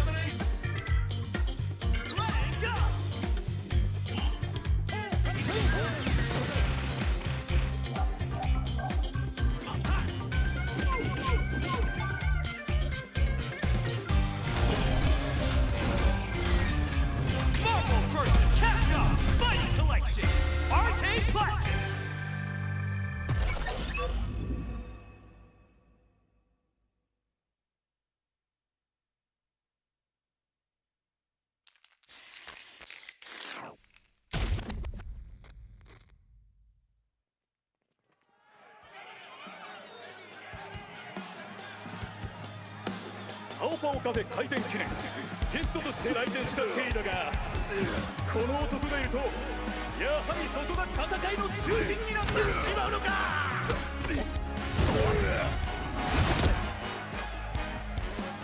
ヘリー次は俺とやってくれ。私よ。おっとここで出た必殺の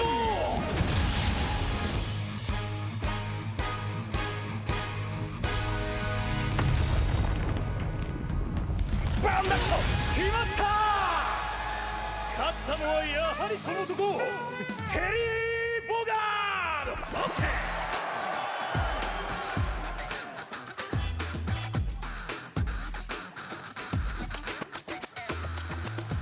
さて今日はどこに行くかな。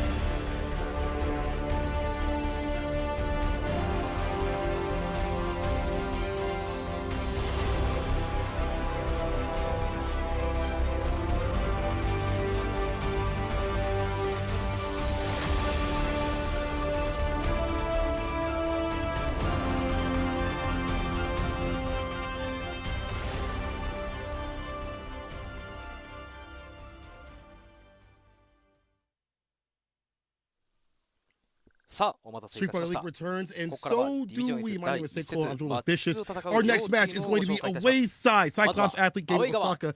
Home side, VARREL. Let's check out these teams and how sick they are now. Cyclops Athlete Gaming Osaka were the new kids on the block, but they've got the eternal ace beside them. Uryo coming through with that Chun-Li. Let's see what he's able to do with that character and what kind of pressure he's able to put on. After that is the unlimited Dragon Dance. Eita, one of my favorite players to watch. Very explosive and fiery with his characters. Raccoon or Ken. After that will be theoretical value. Always thinking Finrich on the JP or Bison if need be.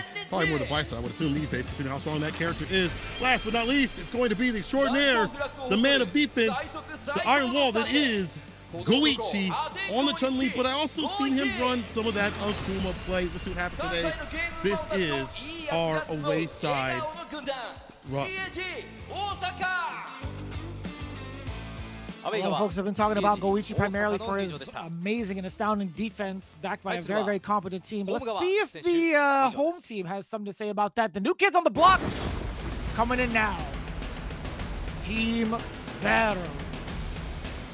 Now this is comprised of a handful of veterans, of multi-age groups, by the way, all led by the man, the myth, the legend, the 2D god himself. Before we get into that, let's talk about the rest of the team. With their inception going into Street Fighter League, we have the unyielding rebel. Man, his hair looks cool. Daikoku coming in. Our very first time seeing his debut for Street Fighter League, followed by the hero of Sunrise, Moke. I think he's been here since the beginning of time when it comes to Street Fighter League. One of the most talented individuals you could ask for the younger generation.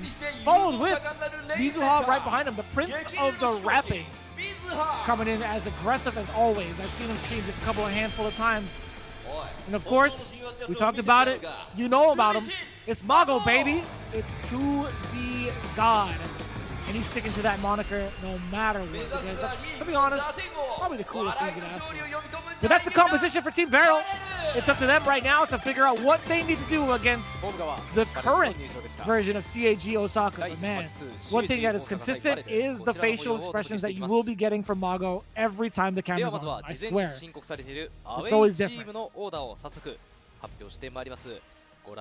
Never changes. Also never changed Mago. All right, we'll see what the order is for CAG Osaka. Jamie!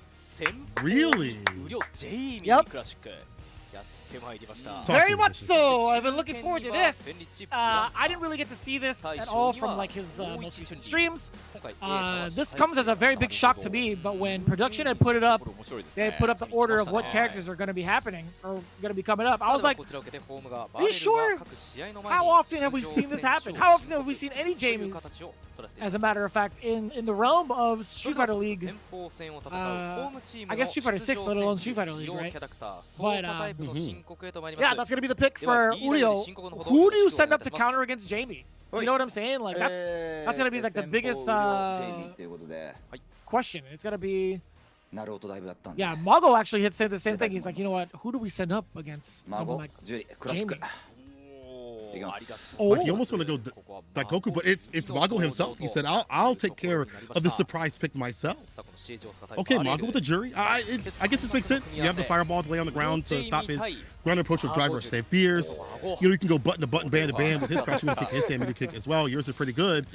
And maybe it's not like a deafening matchup of defeat, but you'd rather not spin your guile right now. You'd rather spin your guile for the anchor match. You'd rather put Daikoku, in my opinion, as an ender against that Chun-Li.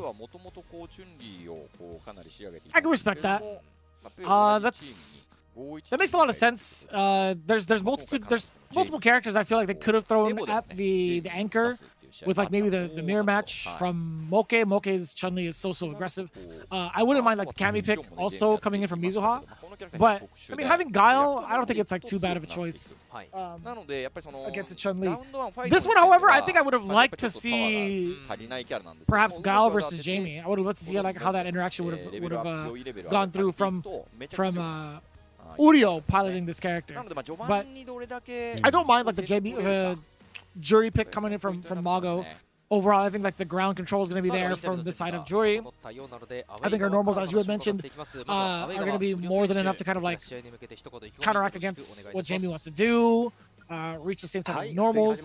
But I think as the games go on, having access to the dive kick at just an early level of drinking makes it that much harder. I feel like for Juri. That alone is like a really big dynamic changer of the matchup, in my opinion. Just having access to ways around the fireball game. No, I agree. It also gets her buttons too as well. She likes to use crouching medium kick continuously. Mago likes to use it too as well. He knows it's a good button, but it is more punishable this season. You can fight that button a lot more, and the fact that he gets those drinks more continuously, more consistently, allows him to be more effective in a match. Doesn't make him top tier? No. Does it make him more effective, a dangerous character? Yes. And someone who has been playing Jamie at this point or sticking with the character is going to be an absolute threat, right? If you're playing the character at this point, you're playing someone like Jamie who takes a lot of player-to-player knowledge and character-to-character knowledge and reads to get those drinks off, to know when to spend the drinks and when to go for Oki. I think you're going to do a lot of damage. However, on the team of the masters of M, I gotta wonder if all the other players have also played a little bit of Jamie, or if VARREL has also reached out to prepare for Jamie in any sense of the world, for CPT or even for this. Like, have they reached out to Kazunoko, or have they faced Kazunoko to keep up with the character? Because from time to time he does play that character on CFN. And you might have heard it from the interview a little bit earlier on, but Mago might have had a little bit of extra training before this had happened. Of course, he didn't expect Urio to come up to the plate in this fashion, but he does pay his due diligence, and also thanks Naruto for helping him against the Jamie matchup. Urio, he was kind of trolling in his interview, saying he's a newbie and he's the youngest. He says, I'm going to go and get a win for the team. Yeah, nice try, buddy. Like, he is definitely a legend, far beyond the realm of the current Street Fighter too. Like, I think he's been around for so long, and has had so many like highlight reels for him, like way back in the day. So I gotta say, man, this is a really big treat for a lot of the Street Fighter fans going into it, right? You have legends on legends facing off against each other. Urio versus Mago. You would think to yourself when you hear that, you're like, what year is it? Like, you know, it's kind of wild. But yeah. Different characters too as well. I'm sure if things do go bad, Urio could definitely switch over to Chun-Li if need be. But I like the fact that he has a surprise pick that people weren't expecting, or expecting him to come up first. We'll see what happens though. Mago, see up that OD fireball right off the rip, dash up for the plus frames off the stand medium. Drive rush again, another plus frame. He techs immediately, finds a stand medium kick, ends it with the DP. Stock up, drink up.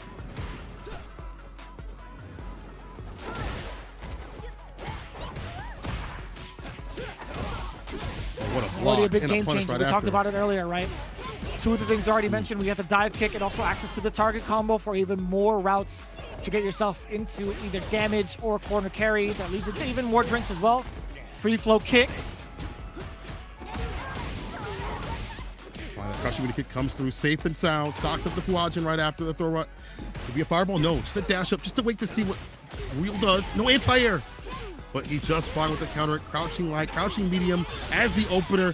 This is the closer. That new target combo into level 1 with the extension right after. Spins the stock to get it done. Mago always having the Fuajin stock up. Have these extensions to have better specials. First round for him.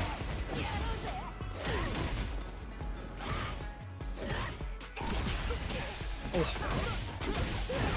Bam, bam. Get a drink in, of course. Mago not going to spend any sort of like drive rush to kind of move himself forward. Free flow kicks. Finds the mark again. And speaking of, threatening the needle is Mago with a standing medium. No kicks in level 2. As you mentioned, just dashing forward and keep that drop cage up nice and healthy. Reversal pushes him back a little bit. It's unknown, but he still catches him on the ground. He's just fine. Oh, that was deep, but here's a back throw. Bar, driver's throw. Be next. Overhead. Goes for the button. He gets a fault right after. The target combo. Buckeye spin.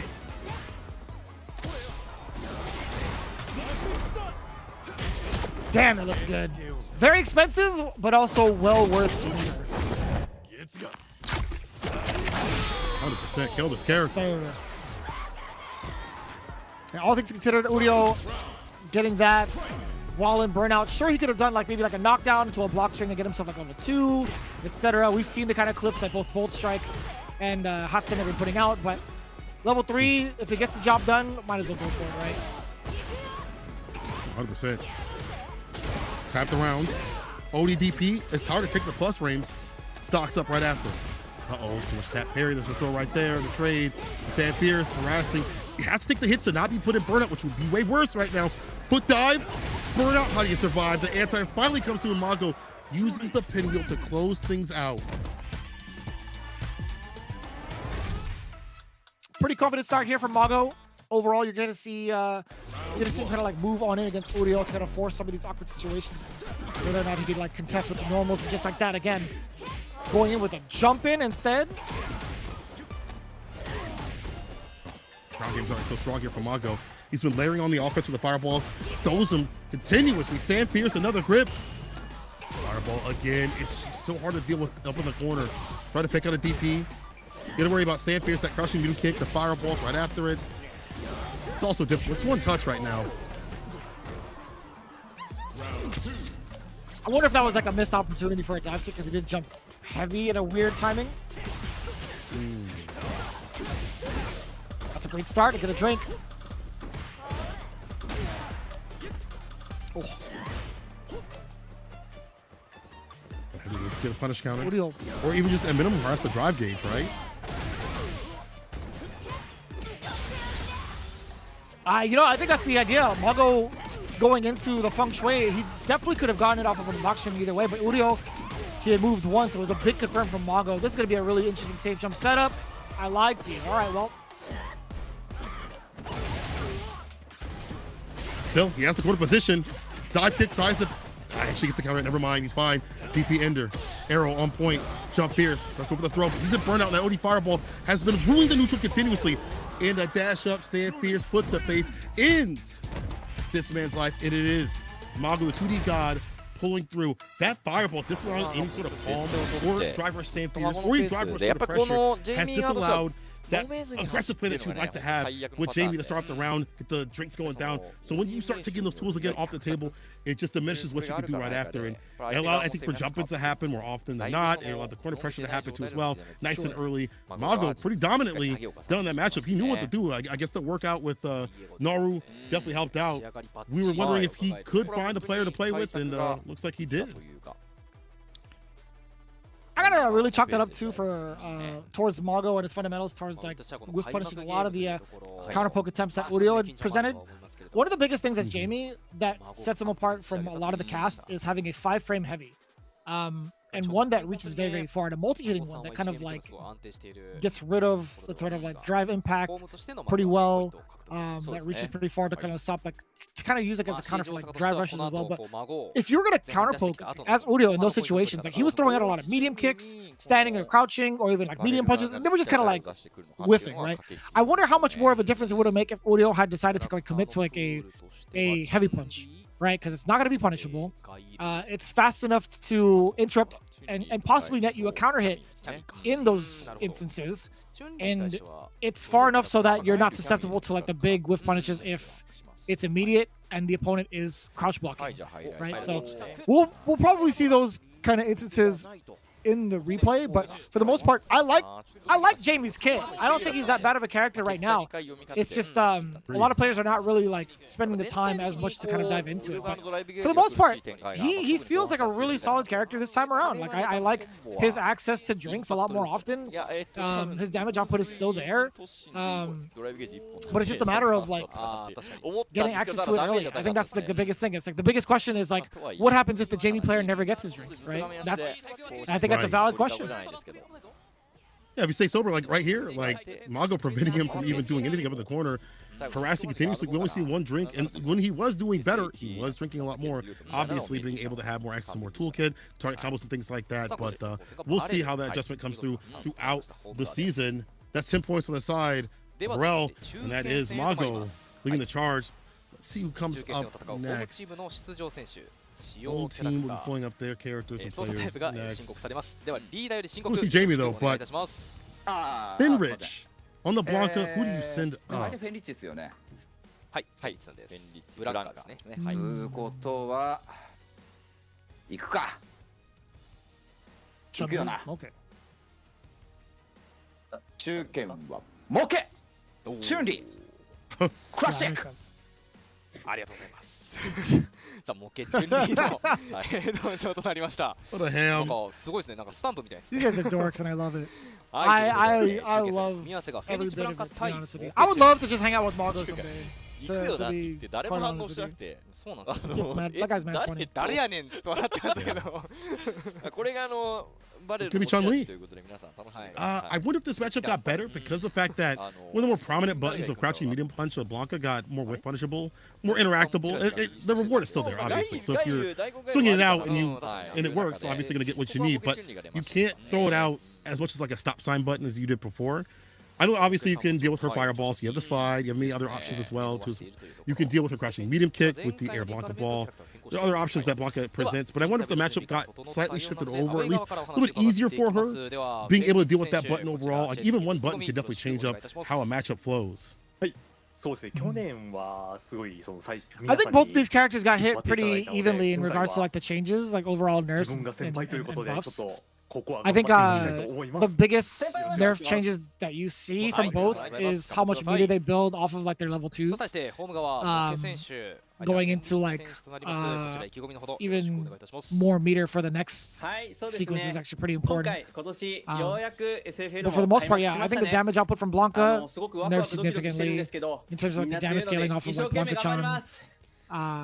はい、頑張ってください。ありがとうございます。I can't. 高青年ですね。 This guy, サンライズって感 this じ guy's funny, man. See, he made me lose my point. I was actually like listening to what he was trying to say, but for the most part, yeah, no, I think this matchup doesn't get to really show up as often because a lot of players have kind of like shifted away from Chun-Li as of late, right? So weird. She's still so good. Even with the nerfs that have happened to her anti-airs, as you said, the meter gain, she's still a very strong character. And that stand fear's being -3 is really good, you know? Not being -4 anymore, being a -3 button, drive rush +1.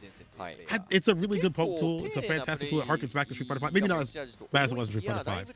He's got crush counter off of that. But still, a very good poking tool. She's got to play a very grounded game because if you take the Sky, she's got that floaty jump that's easily answered with like heavy kick from Blanca. He's got many tools to deal with that back medium kick. So she's got to play a very grounded walk forward game. Back walk speed slightly nerfed, but I think with her walk speed overall, it's just fine. And fishing for normals that Blanca would like to present. We'll see though. Moke says, I'm thrilled to play. Let's play a good game. Finrich said, last year my teammates helped out the team. Now that I'm not a newbie, I want to help by winning the games. These are just such trolls, man. It's hard to focus. All right, here we go. One of the biggest things I like to see is what the defensive options are going to be like once a Chun-Li player at the caliber of Moke decides to smother you, right? One of the biggest things that Blanca did have was jump back Blanca ball. No longer the case. Still has access to it, sure, but not going to be the same type of result if it gets blocked. We just mentioned it right there. A big change up in that. Block and punish. Very back though. Like a chance still out, so he's gonna activate overhead. Gets hit with the back medium kick. Finrich gonna spin all that bar. He's got much at the bottom. Hits a level 2. Doesn't want to kill Moke right now. Follow up, block a chance activated. That drive gauge will be deleted. Ooh, clutch side switch. Jump forward was clutch and able to get the level 2. Was a some bar at least for the drive gauge.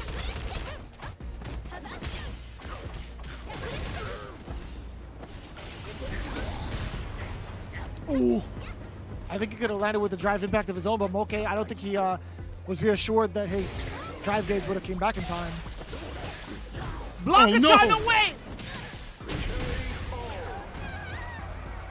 Don't worry, Dad's got this. The drive rush overhead to finish the job. But the awareness though from Vivrich to follow up when those moments do happen. Next level. First game to him.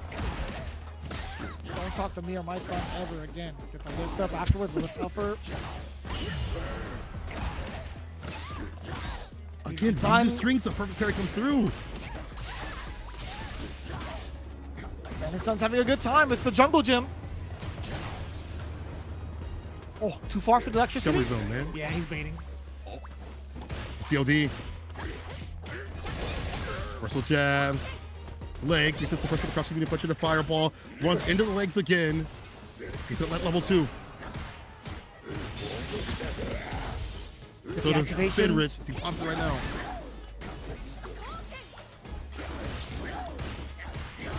Oh, that was sick, man. Great defense from Moke. That side switch was crazy. Anti-air, drop gauge. Oh, he's so healthy.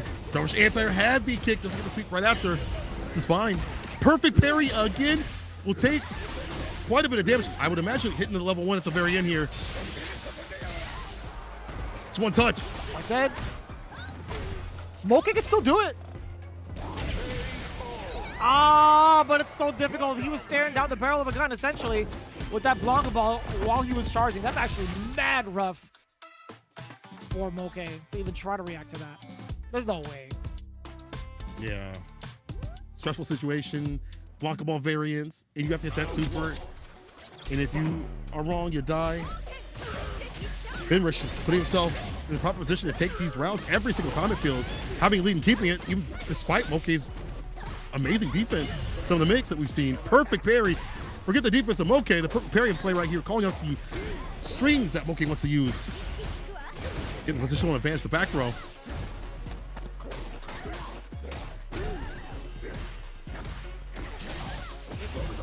Oh man, he's layering the plus frames too. He went from back medium kick to back medium kick again. What are you supposed to even do about that? Level 1. Just enough damage too. Dang. I thought there would be a little bit more scaling involved with Finrich. Look at that match point. And it's so difficult too. That's a very similar situation that Moke tends to put his opponents in, especially after standing medium punch from Chun-Li being +1.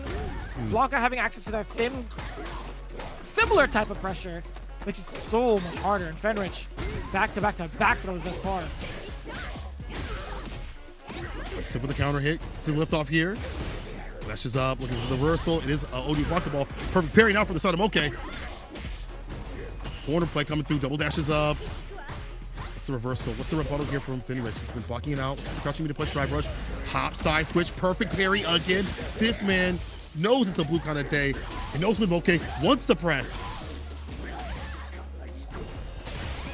Chan baits out the OD chin show kick. Are you dead? Hella dead. And that combo wasn't even over. Tell me there's more? There's more? That was definitely the salesman special. But wait, there's more. He had drive gauge left. He could have just maintained his charge.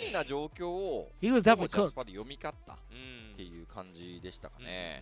Even with the scaling with that level 2, like the mix that Blanca players are now accessing or killing you before, or close to killing you before you get to the corner, has been like the game plan. It feels like, all right, let me get this lead and then I'll put you in the corner, and it's like a 1 to 2 touch scenario right after.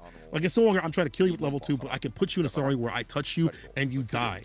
And we've seen Moke maybe take the skies a little bit too often. That also led to like driver's anti-air, things like that. Grounded approach wasn't able to be comfortable because we saw a perfect parry in between some of the strings. Like Moke wasn't able to add some variance, maybe stagger step a little bit to wait for like a tap parry, get like a walk-up throw against it. None of that really felt like it happened. And even though he had good defense against some of that mix, it wasn't enough to weather all the storm that Blanca presents, because it was not a lot of offense to get the lead just in general. It just felt like Finrich just ran his game continuously and then had the lead and said, hey, got to come to me to get the victory, and if you do try to run these strings in the wrong way, I'm going to hit perfect parry.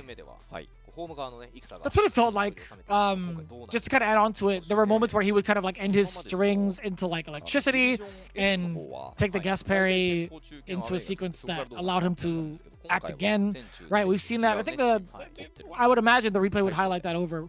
But that's a common thing that happens in the meta nowadays, right? You'll be at like a -2 or -3 scenario, and then you tap parry anyway, just in case your opponent tries to act. You're essentially stealing your turn over and over again. So I think you're right in that regard of Finrich being able to just consistently maul over Moke with some of the big reads on when Moke wanted to press, right? Look at the lack of anti-airs also from the side of OK, which is obviously difficult to do, which I would assume that also counts, the Blanca ball. But like, it's difficult. I get it when you're dealing with the variants that Blanca presents, but usually Moke's anti-airs are on point. I know anti-airs got nerfed in terms of damage, but Belc can still hit the heavy kicks, that medium kick. You still have options against Blanca ball more often than other characters. I'm surprised we didn't get to see that often with Sadam OK. Just the pressure was just too much, I think, and got to him. And again, ODDP baited. Look at the damage that still is able to happen when you have little mini me coming through to help you out and seal it. Man, Finrich, this block is looking fantastic, and so is his team. No longer the new kids on the block. They've been seasoned and experienced out here. They take the first game. The big question now is who goes up to scale the impenetrable mountain that is Goichi. Chun-Li, one of the best defense we can ever ask for in the realm of fighting games. I personally think that you would want to get somebody mad aggressive like Mizuha, but I would love to see Daikoku play. But if I were to really pick, it would have to be Mizuha, right? Yeah, I agree. I think saying that Mizuha would be the best choice. Quick on defense with those wild, not mild options. But this thing of Daikoku right now, so whatever they believe they could do with the anchor match, they believe they could do. They're going to send him up to play. I saw his stream a couple months ago and was like, dang, this guy player is sick. Gets picked up. We saw him do work at the EWC tournaments of the DreamHack Dallas sort. We saw him play a lot of sets with other players. He was doing a lot of work in casuals. This guy's Gao player, this guy's Gao is good. He's a fantastic Gao player, and it's cool to see him get his shine. I don't know if it's the right move to put him up right now. Maybe Mizuha could back them up for the anchor match, but hey, either way, I'm excited to see him come up right now. Yeah, this will be our very first time being able to get a glimpse of Daikoku, as this is his very first year in Street Fighter League, and what an order to ask for. Him to have to go up against Goichi, Guile versus Chun-Li. It's kind of rough, man. I think, funny enough, I think it's one of the matchups that Chun-Li can kind of like manage. Majority of the time you think about Guile as being within the top 5, having a good time with like, some of his matchups, and not really having like a really bad matchup. I think Chun-Li can kind of serve as a little bit of a nuisance in a lot of the ranges that Guile wants to play out, and also against the Fireball game too. I think your Fireballs can keep up somewhat. The biggest issue is like when the Guile's player is going to use the OD Sonic Booms, when he's going to use the Sonic Blades and things like that to create that barrier to cut through her Fireballs. And then when it comes to when she wants to use Hazatsu or crouching middle kick, he has that upside down kick. So as a Chun-Li player, you have to use that stand fierce, you have to walk outside the range, wait for him to whiff, get your hit, get in, and get aggressive, and find those moments. And you have to have good defense, which I think is good for Goichi. He's going to be able to block out the Fireballs when needed, or perfect parry, I should say, more often than not. So even if Daikoku will present that variance with the Sonic Booms, he's going to have to be on point with the perfect parries and rebuttal Goichi. We'll see what happens, though. You know, I've seen a lot of Guile players say it's one of their better matchups. Chun-Li players complain, but I've also seen Chun-Li players win this matchup too as well, saving their bar at the bottom to cut through the Fireballs like level 2 or level 3 if need be, and then gain the advantage from the corner carry and then play out the flash kick. So it may be bad in some essences, but I wonder if the playstyle also matters too. Funny enough, I think it's we don't get to see it as often in this current season. But one of the biggest things that I do enjoy is seeing a Chun-Li player that knows when to use Serenity Stance.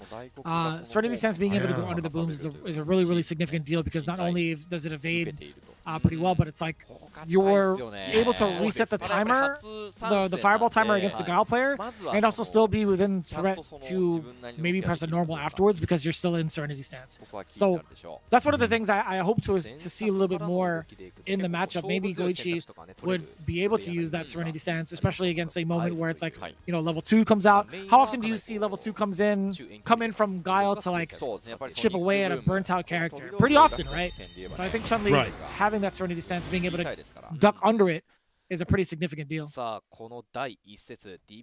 says he's pretty nervous, but he's looking forward to this. He says Guile's a difficult character to go against, but he'll do his best. Daikoku says, I've wanted to play in Street Fighter League, and I'm happy to be here and play. I want to win this game and show that I can be the MVP. Good luck. This is a man of solid defense, hard to break down. Goichi going up against Daikoku.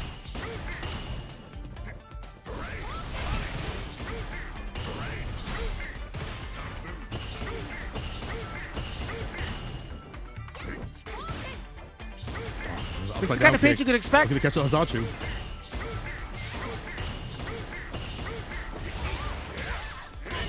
Oh. Didn't commit to the combo. Daikoku actually could have been a very, very big advantage. Okay!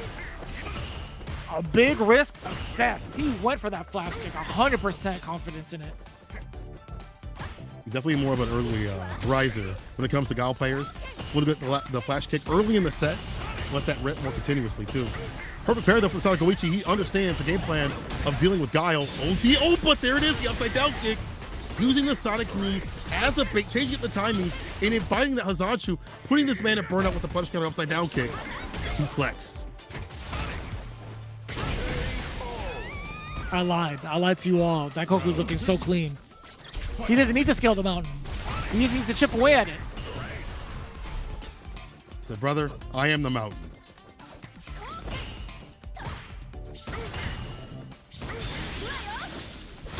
There we go, level 2. That corner carry, we safe jump set up. Oh, caught him lacking the Hazanshu, the punish counter. Again! Vicious again! Dear God. He's doing everything he can This guy's to a bait beast. multiple throws. Number 1, man, and he also built up so much bar for himself afterwards. That's what, 2-3 attempts at a throw in a row from Daikoku?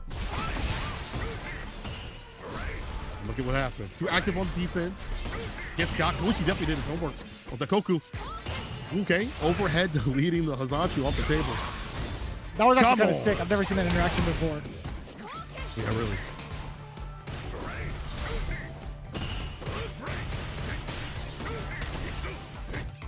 Just successfully managed to get the burnout, by the way. As he pushes towards the corner as well.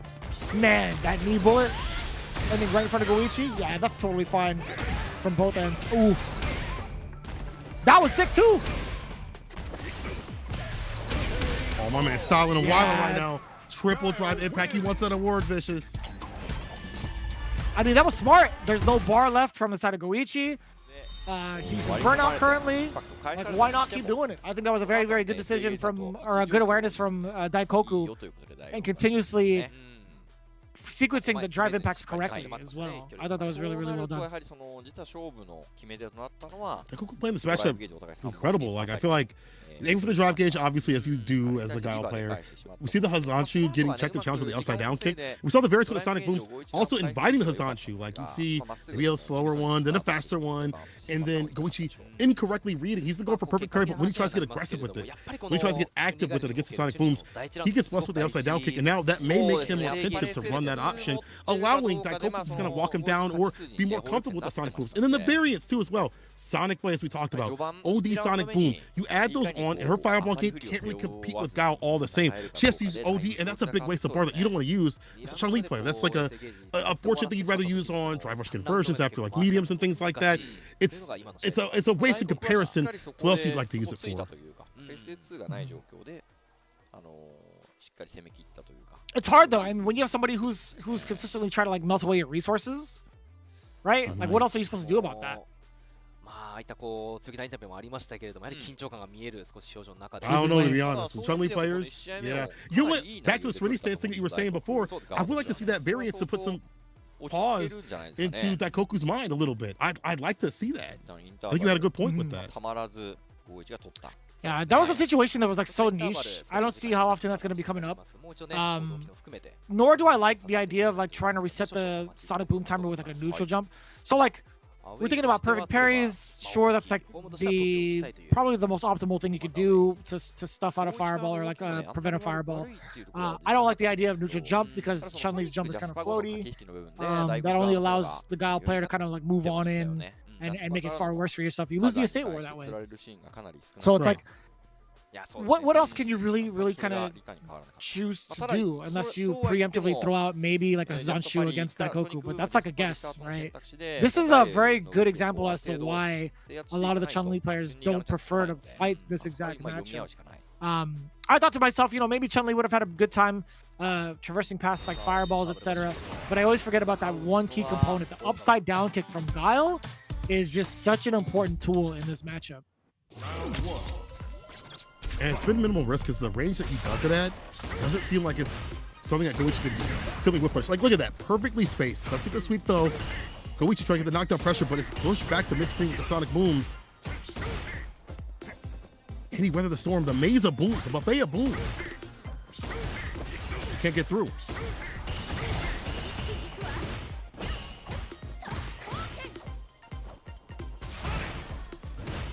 A little moment of glimmer, moment of offense there from Goichi initially. And then back to the plethora of booms. Daikoku is willing to play this out. And you saw the attempt at the Serenity Sense, by the way, from Goichi, right? You saw him utilize that once. Flash kick, you already know. Daikoku, 100% ready. Been charging. Since Street Fighter 2, he's been charging. BD boom, backs up for the anti crouch fierce. Well done. OD flash kick now on reaction against Azanshu. OD, to lock him down once again. The variance of the booms. Hard for Goichi to get through. Instead of the green, where this allows him to use OD if he wants.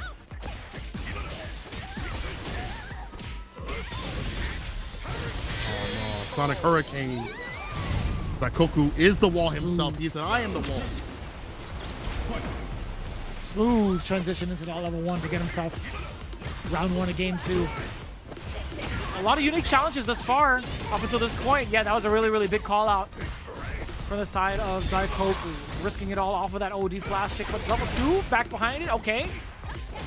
Forcing the burnout, but the knockdown is everything for Goichi. Once that momentum subsides, what happens now? You have to hold all of these booms. A little bit of chip, not too bad if you're Goichi.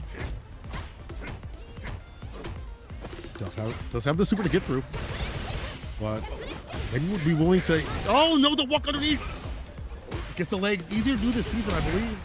What Chung League players have told me, easier to defend against that wake up option. Oh, there we go. Finally gets the boom. Gets the level 2. Been waiting for that option to come through. And he stands, enough damage to deal out and get the kill. A fat jump in that. Goichi completely occupied with what the opening gambit was going to be. He assumed it was going to be a fireball, but instead he eats a ton of damage. For firing right back, here's Goichi. Now he has to get past this test of booms yet again. Is the burnout going to happen? Oh. Just get it. On his terms. The pushback of the light booms. Baby booms, I should say. Attack on the throw. Bar all juiced up. Try to get the hit confirm. Might be confirming a time of death here. Stand fierce punish counter. Be building up a level 1 real soon here. Oh! Too far off the crushing meter punch confirm. Goichi, chance at life. Side switch.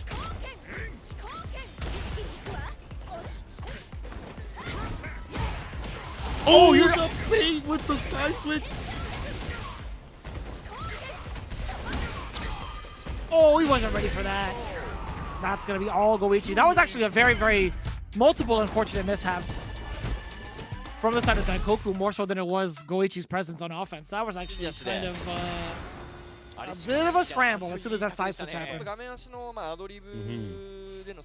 Even before that, not able to complete the combo.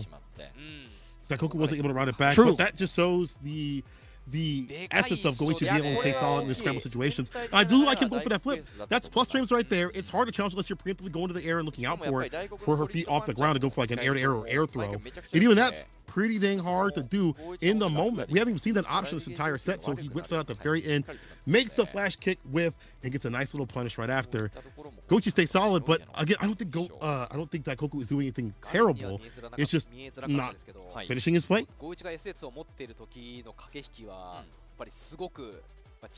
Having that second game would have been so important. I feel like against someone like Goichi, you want to stuff him out as soon as possible because this man is a late bloomer.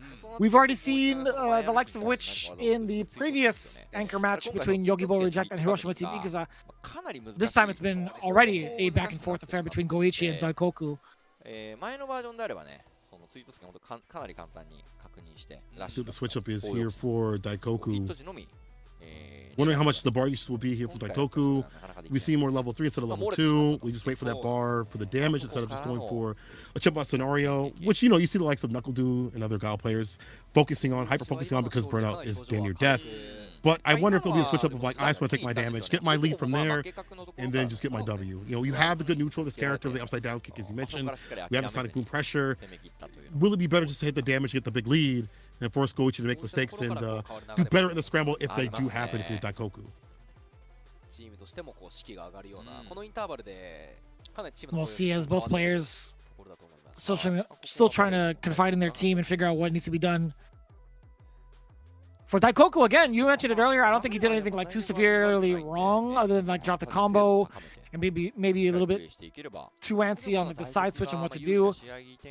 And then also not maintaining the charge. Maybe he did. Like you could see kind of like his body language towards the end of that last game. He was kind of like saying, "I was ready for the side switch." Or it looks like it. He was like, "I was maintaining charge," but it's difficult to call when you're a charge character. When you're reversal, your only reversal option is like maintaining that charge and having to execute at that right time where that gap is. That's very, very difficult in comparison to somebody just kind of like mashing a level 1 or mashing an OD Shoryuken.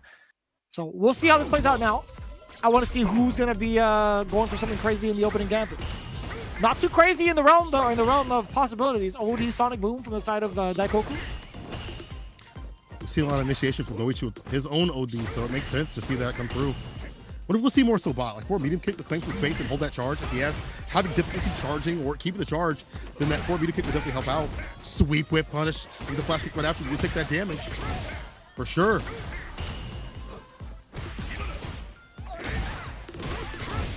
Ooh, the finesse and bless.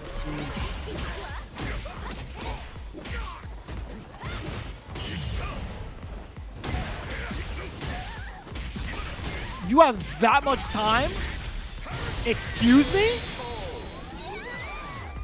Wow. What was that? He did a perfect parry against Serenity Stance jab ender to neutral jump and beat the living crap out of her hand. Dude, that was crazy.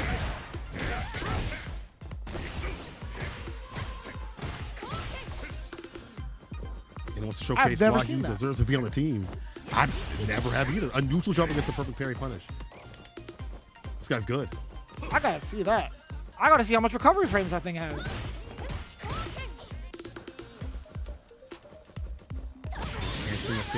Has to be careful. There's the Hikaru that he wanted previously. Level 2. Side switch? Yes, sir. Outside that corner. Whip punish gets the bazooka knee. Too far out in the distance for that one. There's so much recovery on that jab, by the way.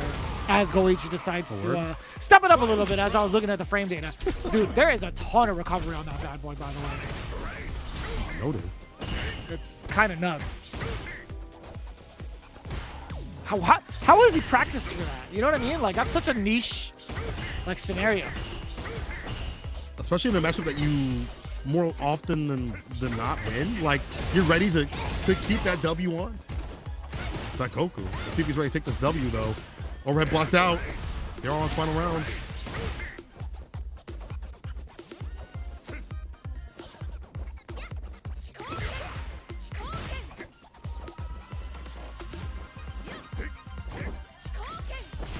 A lot more active with the movement to the side of Daikoku. Oh, that's huge. Forward throw. Drivers forward, you already know it. Checks the low. Fierce as well, and what a call out against the stance. Can't do that unless it's on hit. Koku knows. See more OD? No, he's baiting him, goading him to sling out a Sonic Boom, anything. Do it. I dare you. I'm buffer for days. Yeah, that's why you see Daikoku kind of throwing up a lot more jabs. Get it? No, not in time. Yeah, game 3 definitely has to go towards Daikoku. Ain't no way he's going to be dropping that combo. It was a good idea initially from Goichi to drive rush forward, close the gap, and maybe get a level 2 and calling out that Sonic Boom, but not fast enough. Yeah, very much so a rough shot. Daikoku adjusting immediately as soon as he saw the buffer from Goichi. He saw him ducking and buffering, waiting for like a level 2.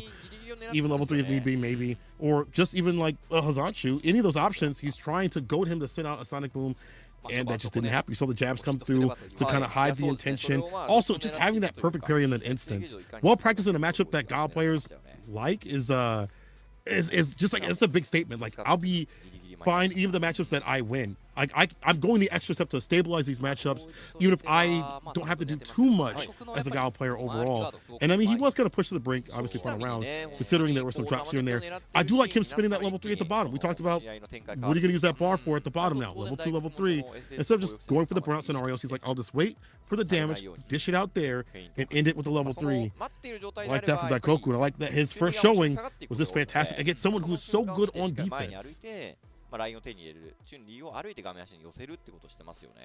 Right, it's like, how good is your defense if all I have to do is kind of like throw booms at you and you're forced to kind of like guess way more often than not. I think defense won't be as heavily rewarded without the perfect parry behind it, right? Like, you could have great defense and block all you want, but that drive gauge and that fatigue will eventually catch up to you, right? I think being more proactive with your defense is what needs to happen, at least in this matchup. Having the perfect parries on deck, having Daikoku kind of like rethink where and when he can throw out some of these booms is always going to be like the main task. But it's always going to be easier said than done as well, right? There's still more that if he wants, we can add on. We haven't seen really back fist a lot. Obviously, she's crouching quite a bit, but back fist is sometimes on the menu for Gal players to lock down players that want to walk forward. You have that +1 scenario if they try to walk up. There are other moves like Sobot we haven't seen too often, and he's already up a game. This is game point here for Daikoku, the anchor. This is for his team, take the 30 points. We're starting to see a lot more of those perfect parries come into play from Goichi.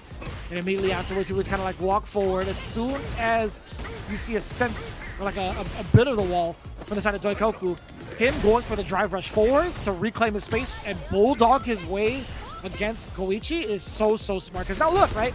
Goichi, he's closest to the wall. He's the one in burnout. He's the one at the life deficit. This overall gameplay from Daikoku has been so smothering. And again, I love the delay on the flash kicks, man. He knows the timing of when to let it rip, and of course the side switch as well. On top of that, he's looking very pristine to take down this game.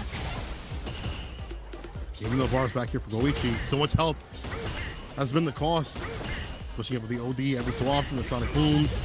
And again, the fake outs, perfect parry though. On the drive rush, I feel like Goichi didn't really, or I'm sorry, Daikoku didn't have to overextend right there. It doesn't matter, he still has a fat lead. And the bars with him for level 2. I just slow it down with the normal booms. OD! Gonna cut through. Oh, counter hit. No pressure at all. Jeez. This was a grind fest, too. 23 seconds left on the clock. Good mental fortitude from both ends, but Daikoku trying to be a little bit antsy. Going in with that first jump as the opening gambit. No. Both with when he recovers to get the punish counter, burns him out. Goichi again, you see him stagger stepping a little bit, looking for any sort of sonic boom or any sort of hit confirm at this point to level 2. Drive impact, but no button. Watch the show us the anti-air.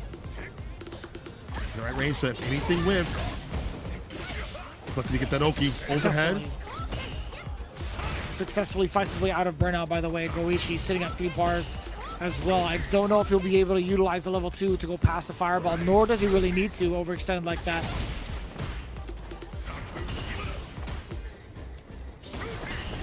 Jab in that mid-range, hits the ODP, Daikoku trying to initiate.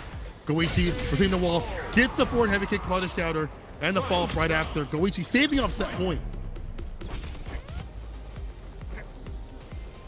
Daikoku opting to stay on the ground, same with Goichi. Trying to check for any reactions after that drive rush stand jab.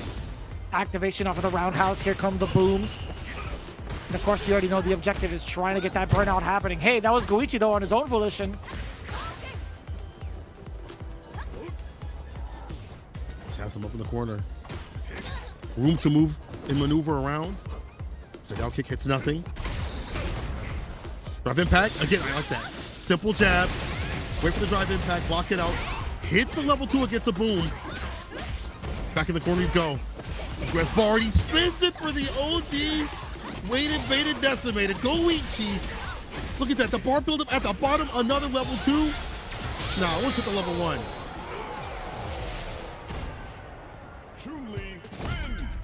This guy's insane in terms of the grind, man. There was so much to take in that in regards to the stability and the mental fortitude from Goichi. This man has been waiting and baiting. This guy was constantly within range of a threat. But Daikoku now is getting a little more antsy on his own. We see him trying to initiate with drive rush, crouching medium punch and things like that.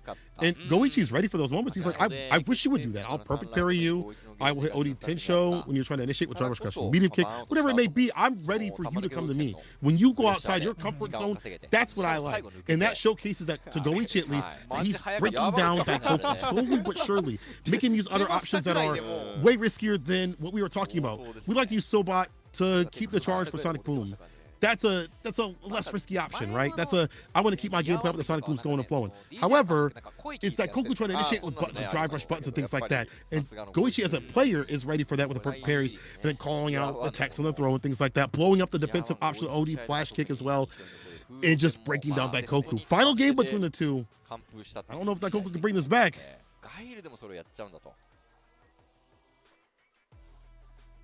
The current state, it's really difficult to kind of get past like the options that we were talking about too. We even talked about that before the match even started, right? Being able to kind of be proactive with like your parries, your perfect parries as well. Like sitting and blocking is not going to be like as great for someone like a Goichi in this game. But I will say from like Daikoku's end, it wasn't a bad look to kind of go for these drive rushes too, to kind of check the timing on the parries that Goichi has been flaunting.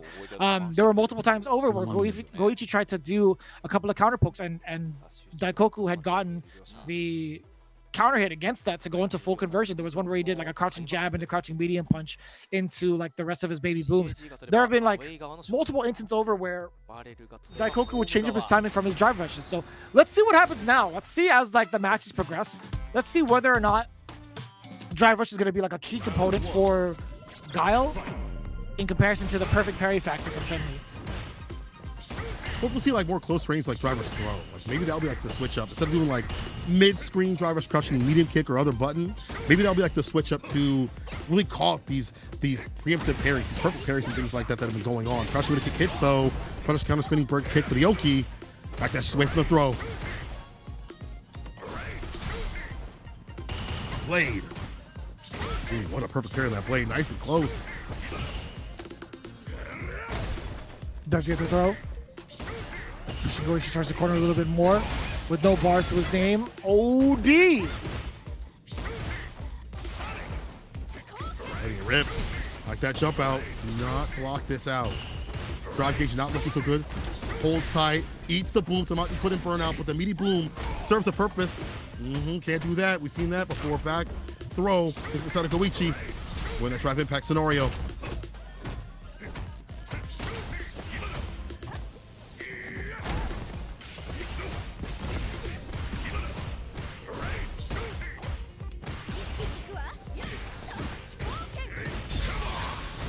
So many deliberate delays from both ends too.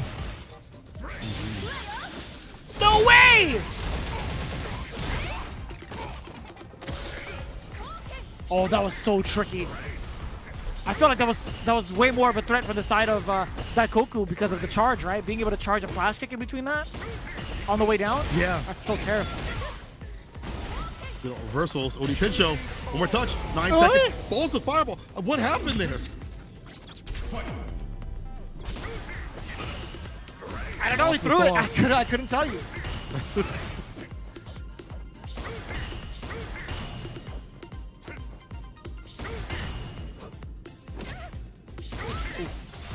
Shooty.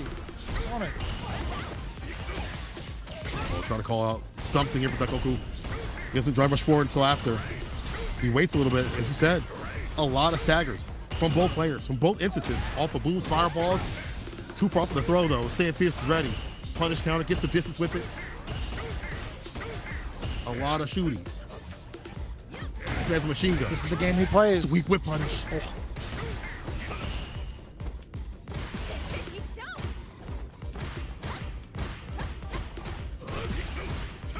Great movement and great defense overall from Daikoku.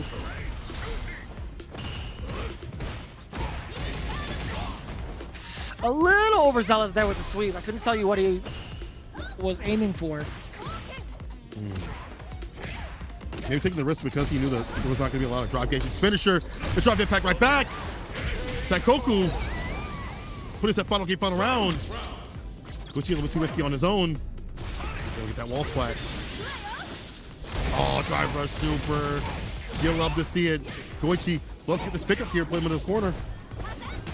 Fierce Ender, Hazachu, this time he blocks it out.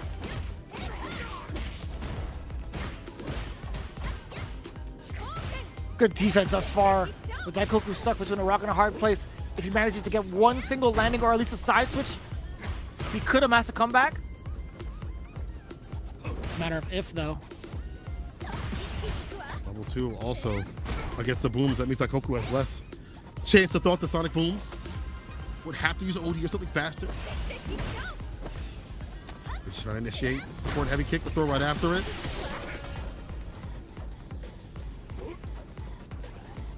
It's so tough too. You can see him trying to pump away some sonic booms because the level 2 threat is there from Goichi. Although being in burnout, he's still in a really comfortable spot to take it down against Daikoku. And again, we talked about that drive rush forward. That's it. More than enough damage. Goichi, what a huge rebuttal in momentum. And the back and forth.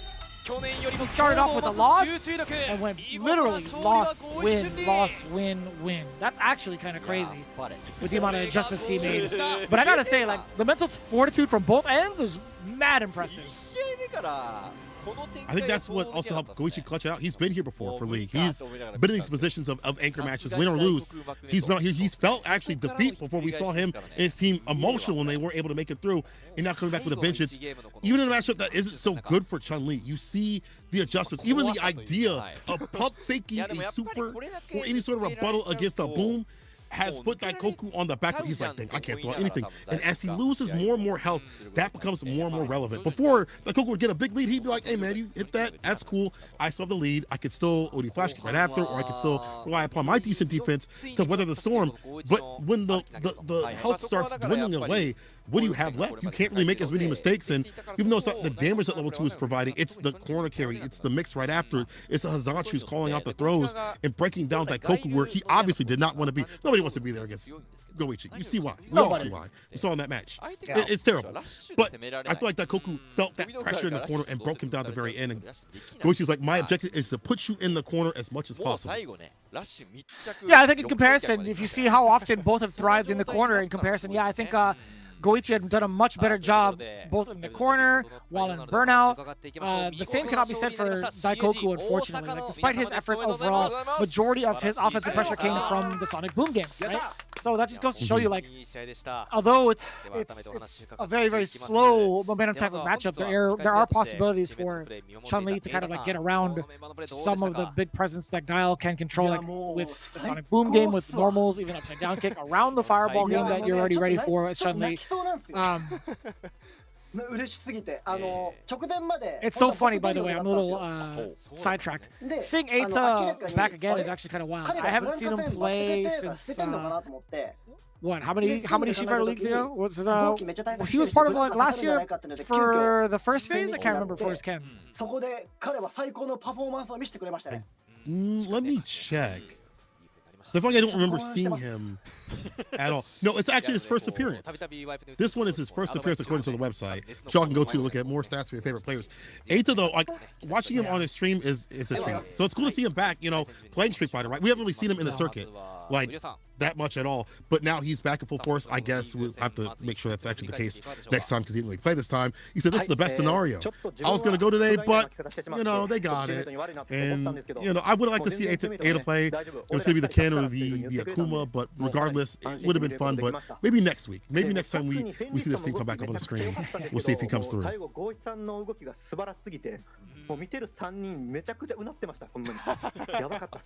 Yeah, and Fenrich truly was a beast, no pun intended, getting 2 games in the way that he did against Moke. That's like, I feel like Moke trying to like information gather and still be in that phase. So I think that's not like too bad of a start for the Cyclops Athlete Gaming Osaka team.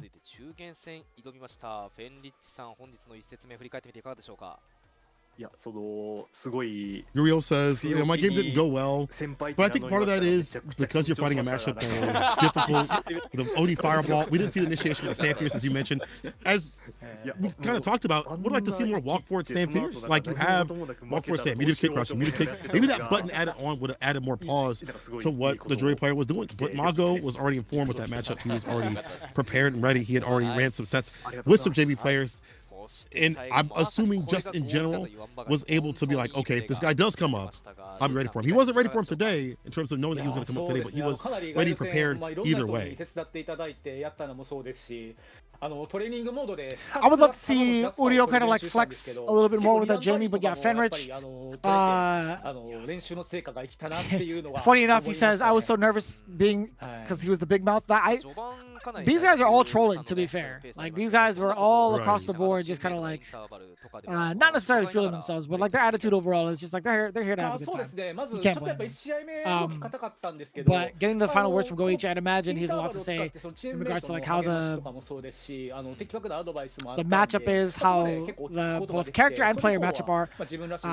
But going back into it before we even get that translation, man, if Uriel sticks with Jamie, I would love to see like the way he kind of like uses his brain to pick a character, to pick apart a character as complex as Jamie, because Uriel has tackled a lot of complex characters in the past and have really made them shine. So I'm very excited with like the potential and the prowess that he has put together for this team. But Goichi, a couple of words coming in from him. I was really practicing for perfect parries. It was pretty difficult the first 2 games, but I was really happy that I won.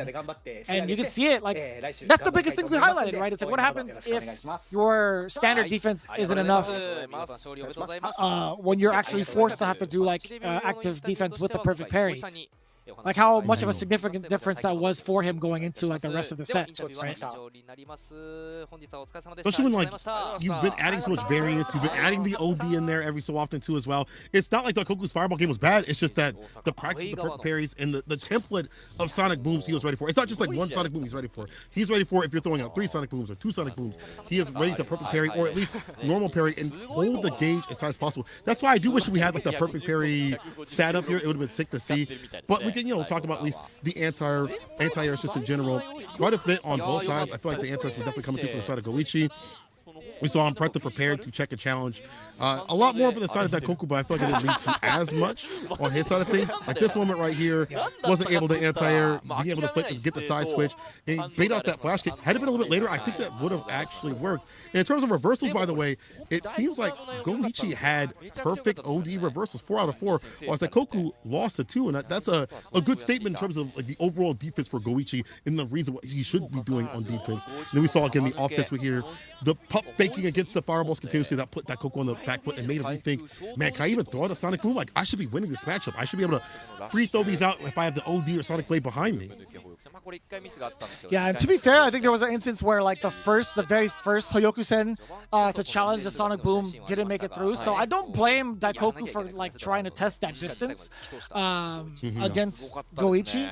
But at the end, it still could have gone either way, right? I think with the way it turned out, like final game between these two, it's so difficult without all the mishaps, without all the guessing and like ODs. I think it was a really well fought, grindy type of neutral play that we expected from both of these cats. This is like a really like stretched out version of what could happen in the matchup, right? Most of the times you get people that get a little bit impatient from like one end or the other, and then it turns into like a slugfest. But no, man, I really like the demo from both, right? Being able to like demonstrate the tenacity of like the Sonic Boom game, being able to demonstrate the tenacity of like Chun-Li trying to come through with like maybe her normals, some of her fireball games, the tools against Guile, or I guess against her with Guile, because as you said earlier, a lot of Chun-Li players don't enjoy playing the Guile matchup. So it was cool. It was cool to see like the story unfold between these two warriors.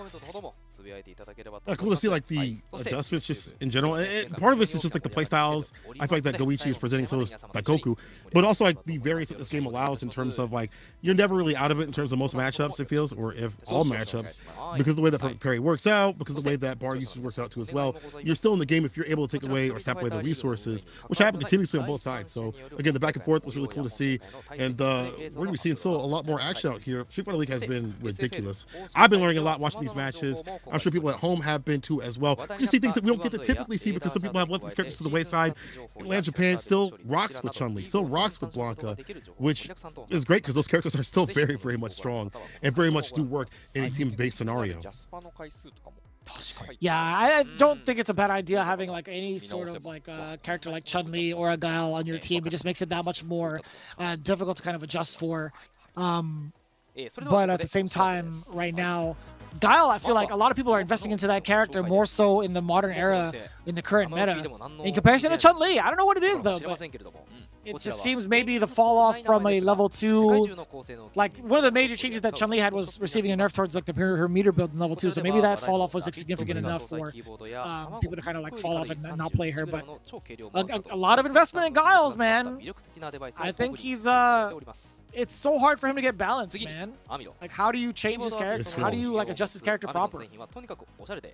They've already kind of nerfed him the way that parries work normally now. It's easier to deal with parry or deal with the booms with the parry. So like it's kind of wild how they've changed him in a way where it's easier to deal with the sonic booms, but he's still very much strong, very so much in the meta. But yo, go back to your note about Chun-Li real quick. Her bar build is still good. We saw Goichi build another level 2 in a sequence. He's found other routings to be able to get more damage off and more bar build up. Like I feel like there are still other ways, maybe not as much as it was previously, but it's still there. Surely, yeah. It's just not gonna be in a way where it's like, yeah, you just spent a level 2 and now you're already close to like a level 2 or even like a level 3 even sooner than you would imagine. So with that in mind, again, Goichi, well deserved. 30 points to their name. These are actually kind of sick. Man, I don't need another fight stick. I don't need another like leverless, dude. I got too many. Like I literally have one right here. Oh yeah? I gotta search. You know. Gotta search. Oh, we got the Kemi one? Yeah, it's always around. It's always around in case. Mine's I use my this a green lot screen, my dog's for... I love using this for charged characters primarily. But I tried using mine to practice like dream combos. That's actually mad difficult. Ah, the eds. Like this, doing that on a leverless is almost impossible for me. But seeing like Momochi and LeShar do it, it's actually kind of crazy. There's hope. There's hope. Unfortunately, I don't think the leverless controls that they're showing are like not available overseas, so we might have to like import those. But hey, they're well worth it to do so. They do look beautiful. Man, every time they show them, I'm like you, bro. I don't need another stick. I got 5 behind me, behind the screen, and I don't know if I can fit any more in this house right now. Between 3 more sticks, 4 more sticks, I don't. In 2 pads, it's there's no room. There's just no room. Yeah. No, I understand that. But I will say this: I am, you know, maybe I could add on another pad, you know, for some of the more casual gaming with the Zeus too. I wouldn't be against that. But like a lot of the players too, I think these are the 2 prominent things that you find in a high-tier tournament atmosphere. Like you're gonna see a lot of pads now. You're gonna see a lot of leverless. I think a lot of even like when you think about Capcom Cup and how many players are using like some of these things. You think about like the champions too. Like how often did a champion win with a joystick, right? In comparison, you see I think a lot of pad players and leverless more so than like a traditional stick. True. That's true. Like that's been kind of overtaking the traditional, the classics, but people still play on the classics. They still play on the arcade sticks. But we're gonna be playing more action after this break. Crazy Raccoon versus Home Belc Gaming be coming up real soon. People, lock in. More action after this break. 再開の予定時刻は21時45分頃を予定しております。再開まで今しばらくお待ちください。一旦失礼いたします。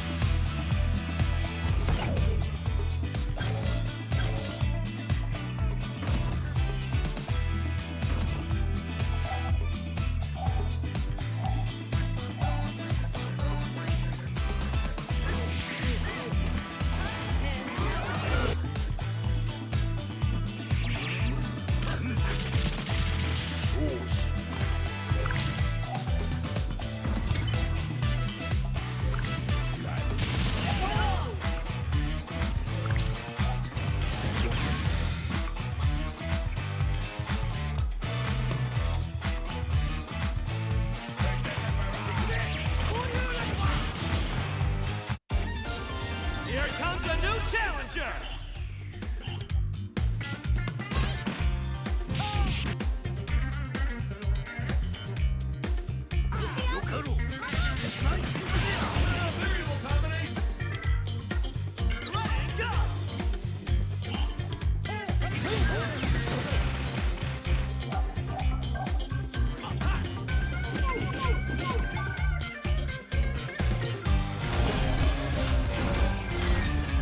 Marvel vs. Capcom Fighting Collection!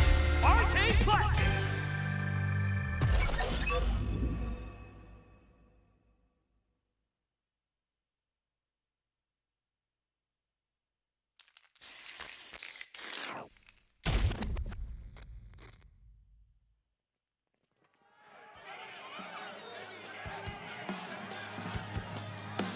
青パオカフェ開店記念ゲストとして来店したテイだがこの男がいるとやはりそこが戦いの中心になってしまうのか。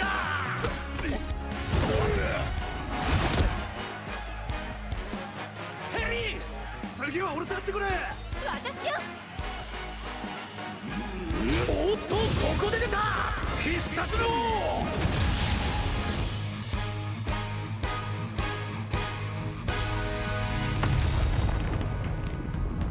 バンダット決まった。勝ったのはやはりこの男テリー・ボガード。オッケー。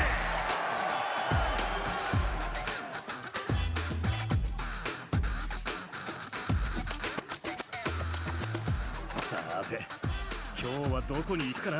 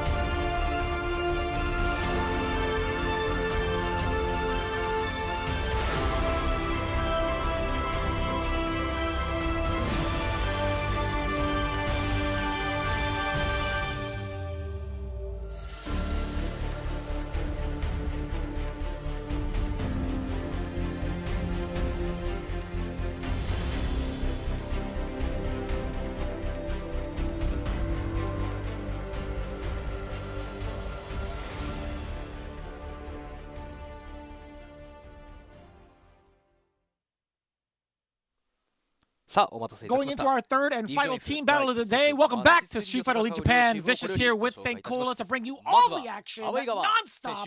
Let's get right into it. Who our home team and away team will be. Starting things off with the away side, the crazy Raccoon team with the judge, jury, and executioner, Papa Bonchan, twice as deadly.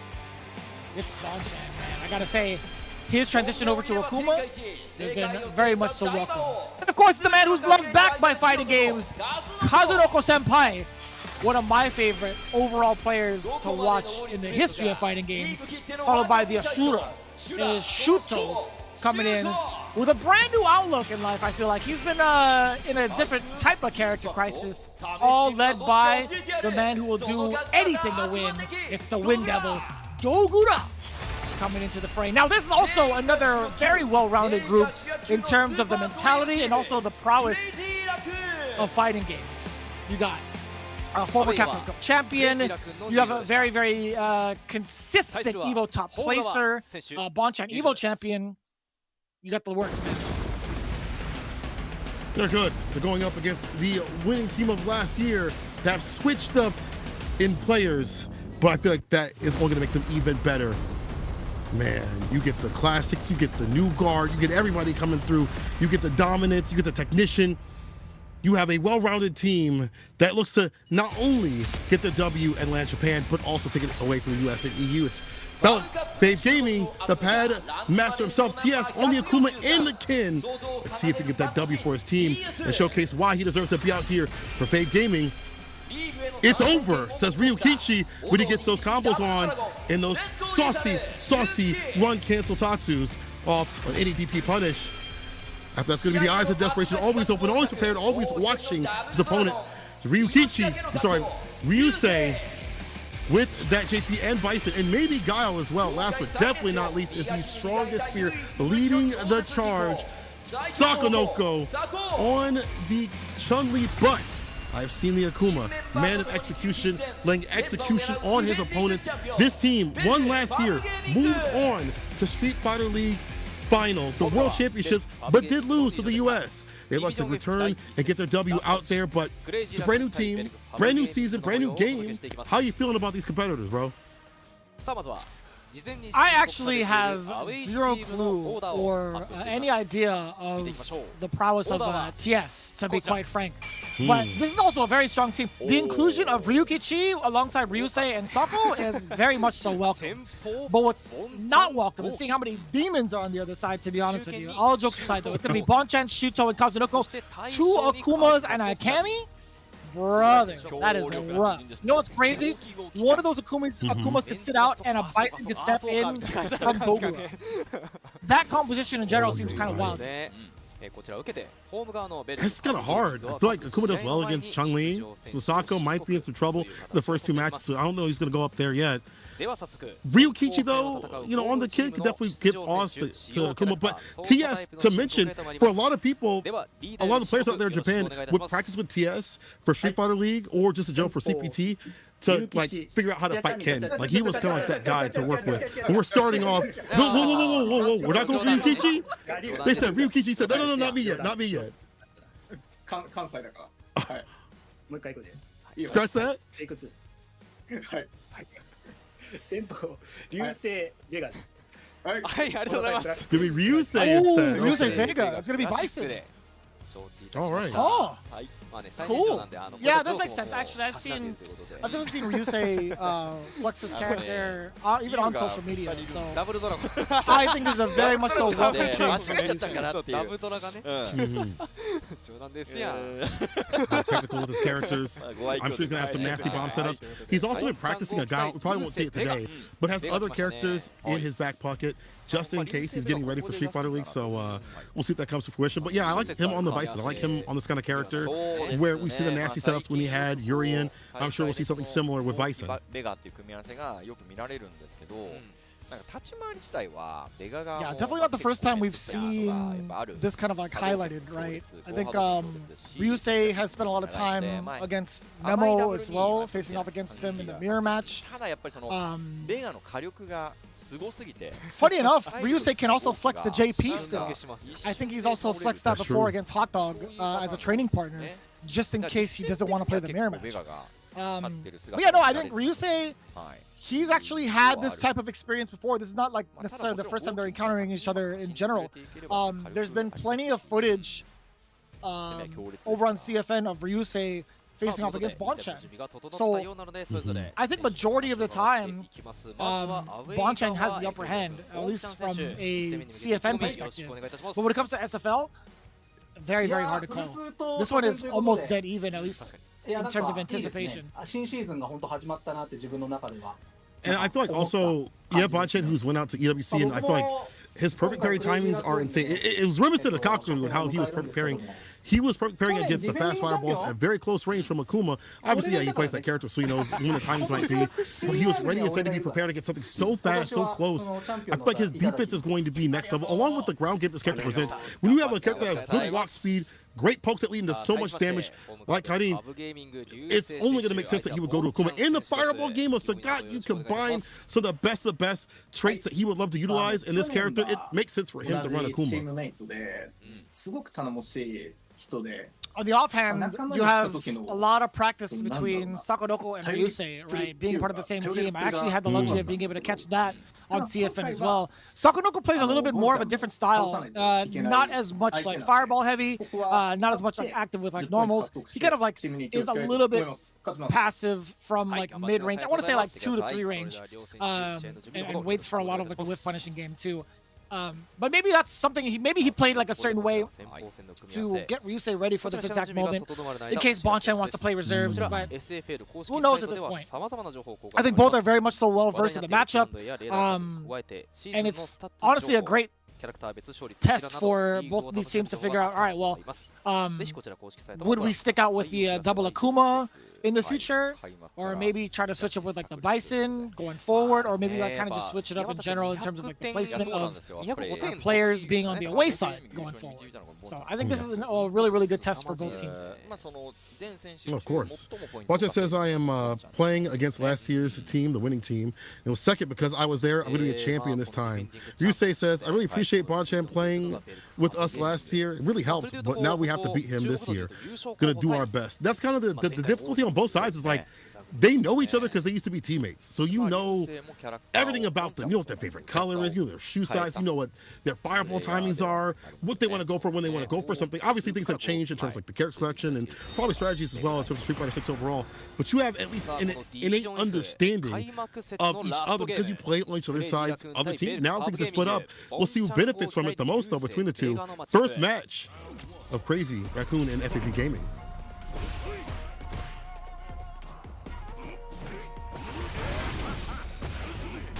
Damn! I couldn't tell you if that was reaction or not from Ryusei, but hey man, that was a really, really excellent start with the OD Psycho Crusher, but now Bonchan in full control up until that moment. It's time to throw. Nice whip punish to stand fierce, too far out the distance. Ekes in the crushing medium kick. Crushing medium punch? No, it's a jab instead. So with the level 1. Character can just loop on the offense, the Oki continuously when he gets that Tatsu off. Akuma's good. And those close range fireballs will probably deter a lot of like the scissor kick pressure that you might see from Bison.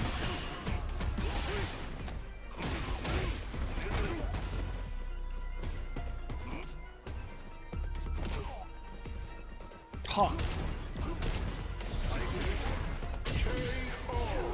Yeah, so that was a very interesting exchange. Initially, I was wondering why Bonchan was so reluctant to even throw a fireball because of Bison being in burnout from like full screen, right? That was actually kind of interesting to see. But what an interruption, crouching medium punch to stuff out the drive rush. What if that piston is because of level 2 for the side of Bison? That might be the reason why. Crouching medium punch, Udi Congo, Udi fireball. Oh yeah, you're right, you're right. Wasn't until the very end. One more touch. Yeah. It's a fireball, a sneeze, a breeze right now could kill. Jump back jab, yes sir. It still has that hitbox lingering back. Reaches just above the head too. That's actually pretty neat. Oh, what a great driver stopper. Crouching medium punch. Sets up the bomb. It's not bad taking 2 throws out of it instead of the potential mix-up that you have to defend against. Oh, you're dead. You're hella dead. ZOD, level 3, of course. More than that. Bonchan's been mistiming a lot in this matchup thus far. Like in the first round, he mistimed a meaty throw. In this round, he mistimed whatever it was on the way down. Very weird. Also, we'd like to see him try to initiate, instead of just using the walk speed of the character, we saw him try to drive rush forward, and crouching medium punch was right there from the side of Ryusei. Man's got the eyes always open. He's ready for those things. And crouching medium punch from Bison is one of the best tools to stop the stop drive rush. OD cycle crusher through the fireball. We wake up with button sweep. We go for a throw this time. Oh, he goes for a stand medium for the plus frames. Oh, coming to the stand heavy kick. The jump in is there.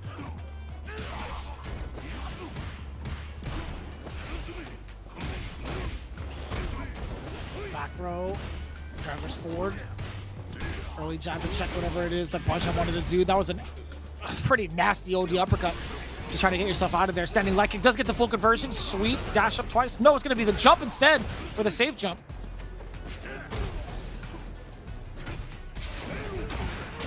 The drive impact with a jump back is clutch here for Bonchan. Reading the intention. Have something ready for him. Jump backs have been pretty clutch here for Bonchan. We've seen it up in the corner with the jump back and neutral jump against the cycle crusher. Neutral jumping against Bison is a pretty good option overall. Calling out these 4 momentum movements. Stand light kick, Congo right after it, gets a jab, he sets the pressure with the plus frames. This is the Bonchan we like to see, yeah. 4 medium kick as the momentum stuffer. Tip this calamity.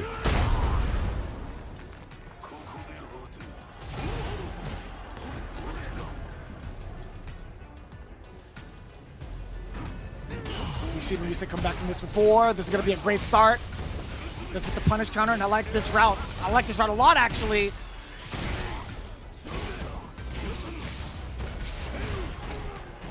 No All drive way! impact. You're hella Wow, good. and Bonchan at hard.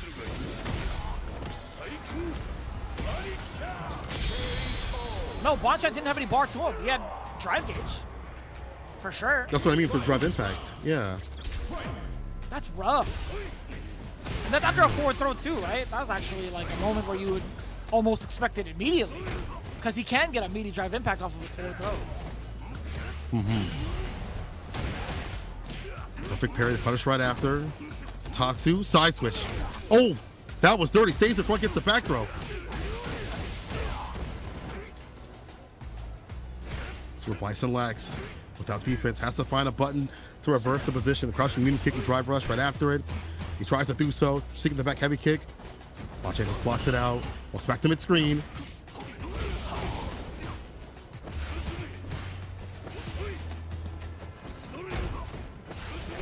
Running for it. Not even a single button press after the first block medium punch. What is happening? Yo, Bonchan's mad reluctant. And then it completely goes to Ryusei. I couldn't tell you what happened in regards to Bonchan's decision making. After that standing medium punch, that's 0. There is no plus frames. There's not his turn again. The fact that Ryusei got away with 2 standing medium punches towards the end of that was really rough to see. It's not the Bonchan we saw at EWC. He was a lot more active on defense, a lot more, I want to say confident with the fireball placements, with the buttons as well. I do like the jump ins. Like, those were what you want to see as a Kuma. You want to get the dive kicks in, the jump ins, the general test, the reactions for the anti-airs, especially if they don't have them continuously. But on the ground, it felt like he had much. There was one round he did great with the forward medium kick, but it felt like everything else on defense was just the timings are wrong. It's just like he didn't have the rhythm. I guess sometimes you just you're just off rhythm when you play a match on the first of 2. It's just too quick that you're just like, I can't get a hold of the timings, what they want to do, and you're just going to forget things in the moment. Yeah, I guess it's kind of fair. There were multiple instances at EWC where he'd come back from an 0-2 deficit and made a full sweep. Yeah, but I can't imagine. There's so many instances, like right there, right? A very, very early jump fierce, just completely missing the mark. That could also be due to Ryusei just finding the right timing in terms of like walking backwards, or right spacing, I should say. But overall, man, there was like multiple instances where I feel like he shouldn't have gone away with certain things. Man, the meaty drive impact after the Psycho Mind installation was nuts. Yeah. So worried about so many things, and the fact that Ryusei just riding this momentum. He smelt blood in the water. You can definitely tell Ryusei with these dash up throws continuously, taking his turn continuously over and over again. When it wasn't his off the stand medium, as you said before, shows me that he was like, cool, I see your weakness, I'm going to exploit it. Again, he knows him. He's like, okay, bro, sometimes you get like this, and I'm gonna take advantage. In favor of Ryusei, 2 games straight. Kind of taken aback by it, to be honest with you. But yeah, Bonchan not ready for the different sequences that Ryusei was giving at him, looking at him with, excuse me. A lot of drive rushes too. It was a very different side of Akuma gameplay that we were expecting, but huh? Ryukichi Kami? I think you mentioned this at EWC, right? Like that he had the Kami for the Akuma to stop playing the mirror match. That Akuma players don't really like this matchup. I mean, he's not going to play the mirror match, right? Because he wanted to play. He doesn't want to play Ken in this matchup more often than not. But I didn't think he would actually be pulling it out this early in the stage. To be fair.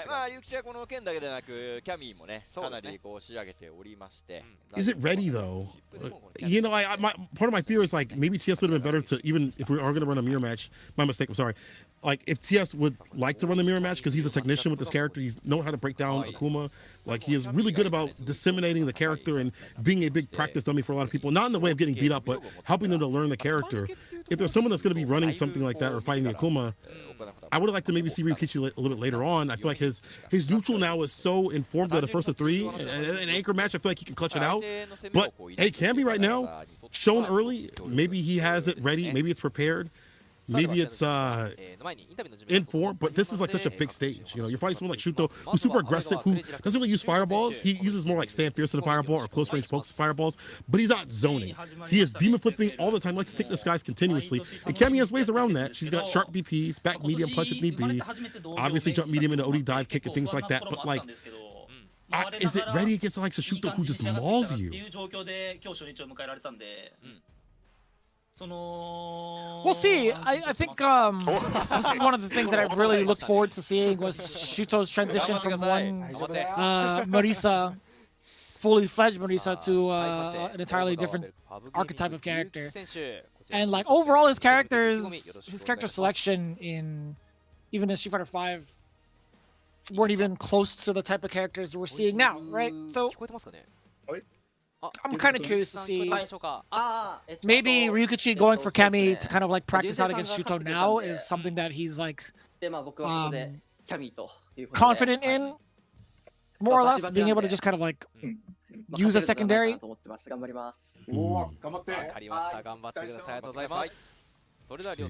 Shuto says, I've longed for this season. I'm really nervous to have to play a different character than Marisa. But he's pretty confident as Akuma, and we've seen him play. It makes sense why he's so confident. I feel like he plays confident. You can definitely see with the demon flips continuously, whereas other players don't really access that part of Akuma as much. He's hyper-focused on going to the air continuously.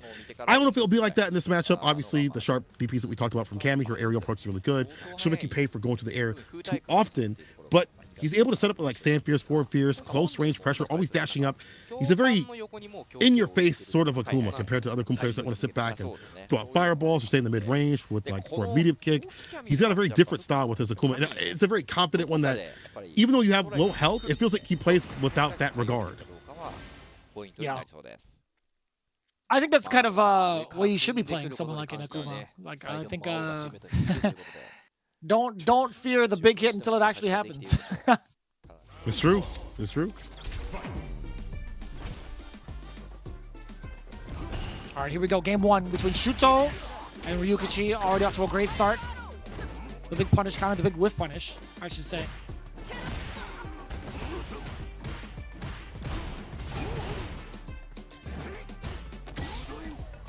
Oh, my kick. OD DPs it immediately. The reaction from Shuto, but sticks out that fist a little bit too long. See the whip punish here from Ryukichi. Oh, man's willing to go for trades continuously. Get Shuto. Aggressive on this. Akuma finds the overhead. Blessings from above. Another one. I don't know what that was. I think Ryukichi might have tried to do like a special move, delayed special move perhaps, because I definitely heard like a Kami voice line right at the beginning. Doesn't like put the jabs this time, gets a counter hit. OD uppercut from Shuto. Oh, the punish! Ryukichi catching him on the other side. Beating with the crouch spears, caught him with the counter hit again. Shuto, very active on defense and on offense, but it gets him put down on the ground. Ryukichi takes the round. And look at that, the fantastic punches that we've known him for with Ken are there with Kami. All right, you got a Kami, bro. I'm sorry. My mistake.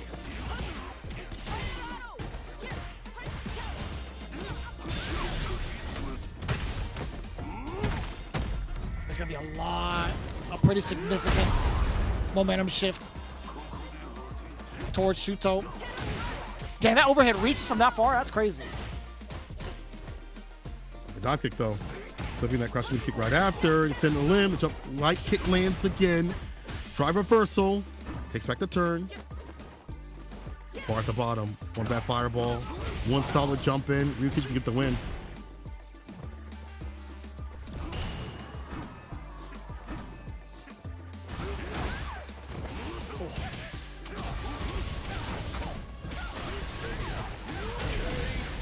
More than enough damage. I can't believe Shuto was actually like threatening with the Demon Raid 2 times over, considering Ryukichi had full critical art. Even from that range, she's still able to like anti-air it correctly.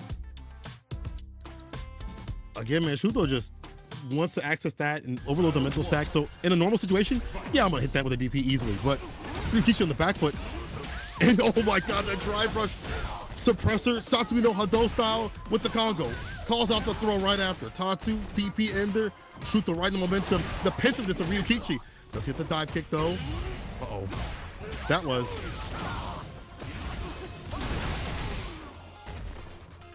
That's all you, Senkola. Doesn't matter, shoot though. Is making Ryukichi hella nervous right now. I feel like the crouching light kick opener is not something we've seen before against Shuto. Showing so many different looks right here. Set point here on the new character. In DP, the OD, not only if you waste a bar, you're wasting health. Combo, crouching light kick again off the drive rush. Let's go, you're back. Trying to get away with it. The back throw just in time for Ryukichi, preventing that big stun from even happening. Shuto spending the rest of his bar only to get interrupted by the crouch jabs. Ryukichi in a very, very good space. I don't know what that Nuchi jump roundhouse was, but I'll take it. Oh, building level 3, and that was off of the top. He was still in the blue, right? I'm pretty sure he was. The damage not gonna be able to kill. Shuto just about to build his bar back up though. It's back. Ooh, you cannot. And so is that anti against the dive kick, man. He's pretty adamant about throwing some of these dive kicks and kind of testing Shuto's reactions, no? Yeah, it seems like it. Like a little too continuously, where it feels like also like the dive kicks are trying to clip the crouching medium kick that has not been expressed from Shuto. Shuto is not using that button at all. He is not using that button as continuously, I should say, as other Kumo players are, or even the forward medium kick. We've seen that forward medium kick trade, or sometimes get clipped with a dive kick, but we haven't seen any buttons that are like extended for the dive kick to hit anything. So I'm not sure what he's fully looking for in those situations, but Shuto, again, aggressive with it, has put Ryukichi on the back foot too continuously. Yeah. I kind of want to see a little bit more from Ryukichi's Kami at the moment, but Shuto, I think his transition between Morisa to Akuma is a very interesting one still, but I can see where his, like, I guess where he kind of gets overzealous with the way the character plays. But I do like the fact that he's still able to implement some of his own personal traits, like having fast reactions, into Akuma gameplay, right? He doesn't have like the full conversions for certain things. He has very tricky moments, utilizing overhead as well, which is very uncommon, by the way. I don't really get to see drive rush overhead as Akuma as often. Then it sets up for something like that, right? A very delayed crouching light kick towards the end. But yeah, I really like this this package that Shuto's delivering thus far. Sales confident. That's why we see the Demon Flips continuously. Drive rush overheads. And also DPs against the dive kicks as well, denying the aerial approach when it did happen. That was a very problematic thing. I think Ryukichi was like, dang, I can't enter from the air, which I'm supposed to do as Kami. And now comes down to this final game. Ryukichi already off the table. Maybe it's time for OSAKA to come through. TS 号機操作タイプクラシック TS! A technician! TS 選手ここで登場という形になりました。クラシックです。さあ対象戦これも I want to see it. I see I want to see it. If he could actually clutch it out with the Akuma, we had literally just seen this matchup, but now it's going to be in the hands of two entirely different players, right? Kazunoko's been playing Kami pretty much out the gate, with the exception of the demo.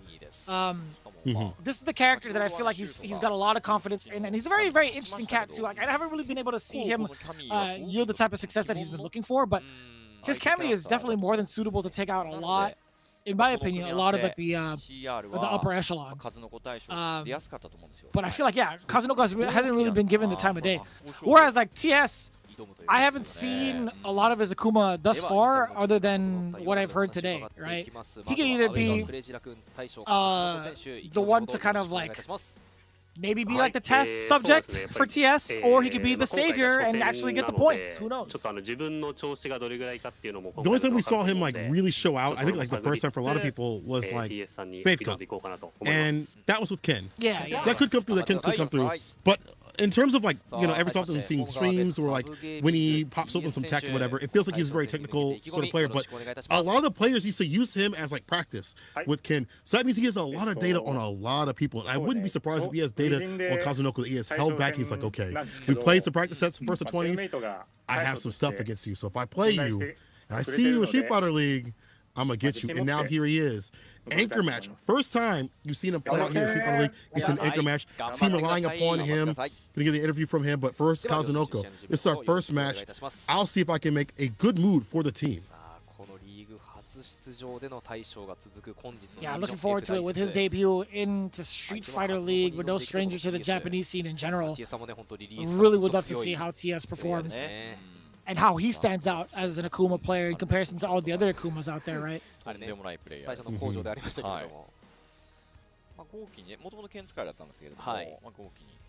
Kazunoko saying, but Kazunoko, you know, back to how he plays, like once he feels comfortable dive kicking, once he feels comfortable with the aerial approach, it's almost usually a wrap when he fights somebody, right? Like once he gets comfortable hitting the dive kicks, the jump ins, empty lows and throws, all that good stuff that he feels confident in, once he's able to get that comfortability, it's so hard to stop the momentum that he gets. And Kami gets so much off a punch, kind of dive kick, a jump, whatever it may be. He'll spin to level 3 to get the kill. I want to see how TS deals with that. Is he good at anti-airing? Is he good at figuring out the variance of the jump ins that may be coming through too as well? Is he good at dealing with Kazunoko and his confidence? We'll have to see. TS says, my teammates confidently let me go up as the anchor, so I'll do my best not to let them down. Here we go. Potentially the final battle. Actually, no, this is the final battle of the day. Crazy Raccoon, Belc FAV Gaming. Here we go, game 1. Already off to a very, very great start for Kazunoko. And already down in drive gauge is TS. Ooh. Already seeing a lot of the more advanced things that you don't really expect from Akumas, right? Being able to get the frame trap off of the pack. Roundhouse could be very, very good. Majority of the time. Catching those jump outs. That's true. Catching the jump outs. TS want to go into burnout. Worked out fantastic for him. Perfect parry. Follow with a heavy kick. Skill damage. Use 1-3 setup right after. If you throw, text though. Kazunoko not biting on that drive rush bait, but follow up right there. TS wants to secure a win. Back though. Hold on now.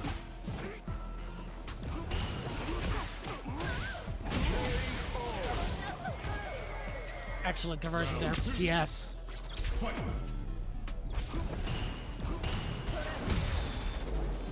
Oh, he's ready. Prep impact. the fast fireball at the very end there. Stiffing up that drive impact and getting a decent amount of corner care for that heavy kick Tatsu. Decent, what am I saying? That's amazing. Look at the bars building up at the bottom. Oh, the Congo. Crouch fears, Tatsu, DP, level 3. Oh, he's pretty close to dead. I don't know. Not quite. Oh, the one button he wanted you to press. Actually, I don't think this is too bad either way. TS, he could even wake up with like a drive impact if he wanted to. Oh, you drive reverse or drive rush instead? Rush? Oh, you're hella dead. Oh. No shot. Kazunoko, please. Oh my. It's not by fighting games. Oh, the dive kick hits against the fireball. Those jump-ins, don't let him get comfortable. This jump man right here for the medium kick. He's looking for the counter right after. Gets nothing. Oh, yeah, see, it's so hard to tell what she's gonna do. Jumping again. The shimmy, back fist. Got bar at the bottom. Spins it, seals it. Kazunoko. Okay. I think to be fair, there was a moment where TS had it in the palm of his hands against the Kazunoko in round 2.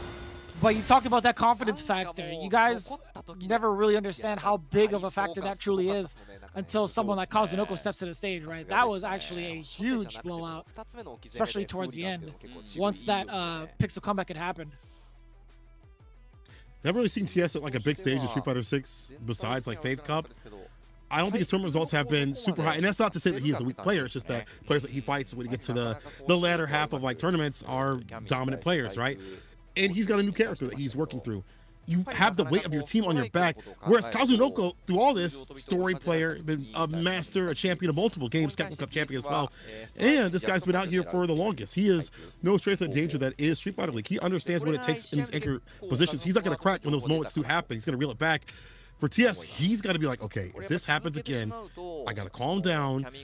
I got to bring myself back into focus and not let this guy jump in on me. At least go for a DP, or, you know, if I see the moment to kill, either play around that idea or go for the kill. Do not risk it. Do not drop these things that I shouldn't be dropping that are like one-touch scenarios. Even play around the idea is fine. I think even if you didn't go for the drive impact, you could have backed off a little bit, go to him into a jump in or whatever, faked out like the fireballs with like the timing. Anything could have been better right there, but we'll see if this gives him pause. But Kazunoko's so done at that last round. I don't know. I think TS played flawlessly. I think there were multiple times where Kazunoko had guessed, to be fair. I think everything else other than what you had said, like, so for example, the big opener was multiple times in back-to-back rounds. The big opener was jump OD dive kick from Kazunoko. It's really hard in general to react to like Akuma's like fireball. Second thing, TS's conversions and corner carries and damage output off of like confirms have been like absolutely phenomenal up until the last point. Like he used like a level 3 and barely missed the kill. That was fine.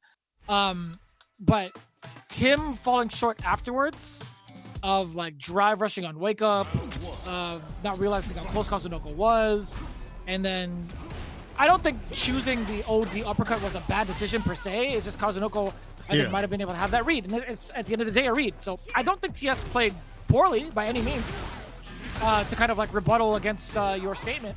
I think TS might have just got outread or like outplayed just off of luck if you watch that back. That's fair. Sometimes it works out better for you. With a good lead right here. Empty low crouch and medium kick catches the recovery of the tap parry. His reads are working out more and more because on the defensive side, he did get hit with ODDP, but that's all we've really seen in terms of damage from TS in that round.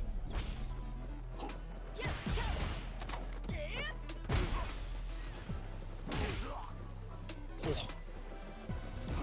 Very uncomfortable space from TS. You can actually see it. What a call out from Kazunoko. He actually had dashed up around the Demon Raid. Stand light kick, Traverse right after it. Tatsu sweep. Take drop setup. Poking with the fireballs now. Trying to slip in some buttons every so often. The dash up counter. Hit the timing here from Kazunoko. It's just too good. Another level 2. Breaks the legs. He's just too It's about to break TS's chances. Man, he's just so quick. Yeah, I just said that because like the moment he sees TS kind of like take to the skies, he's already dashing forward.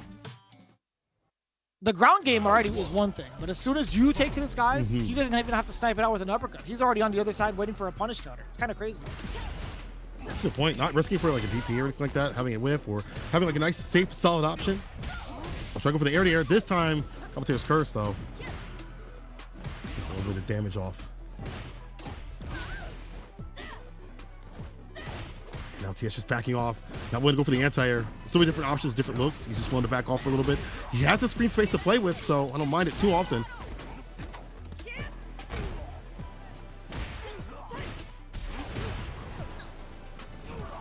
A little bit of a pushback. Kazunoko, he does smell blood and manages to get it. Yes, sir.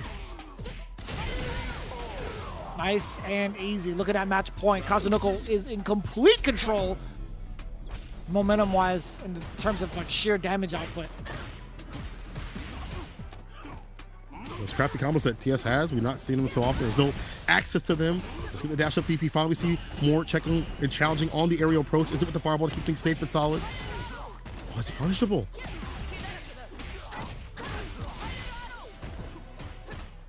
Corner carries there off the spiral arrow for the Oki. Throw up in the corner. Instead of level 2, might be seen level 3 for the victory. Kazunoko trying to close this out right now.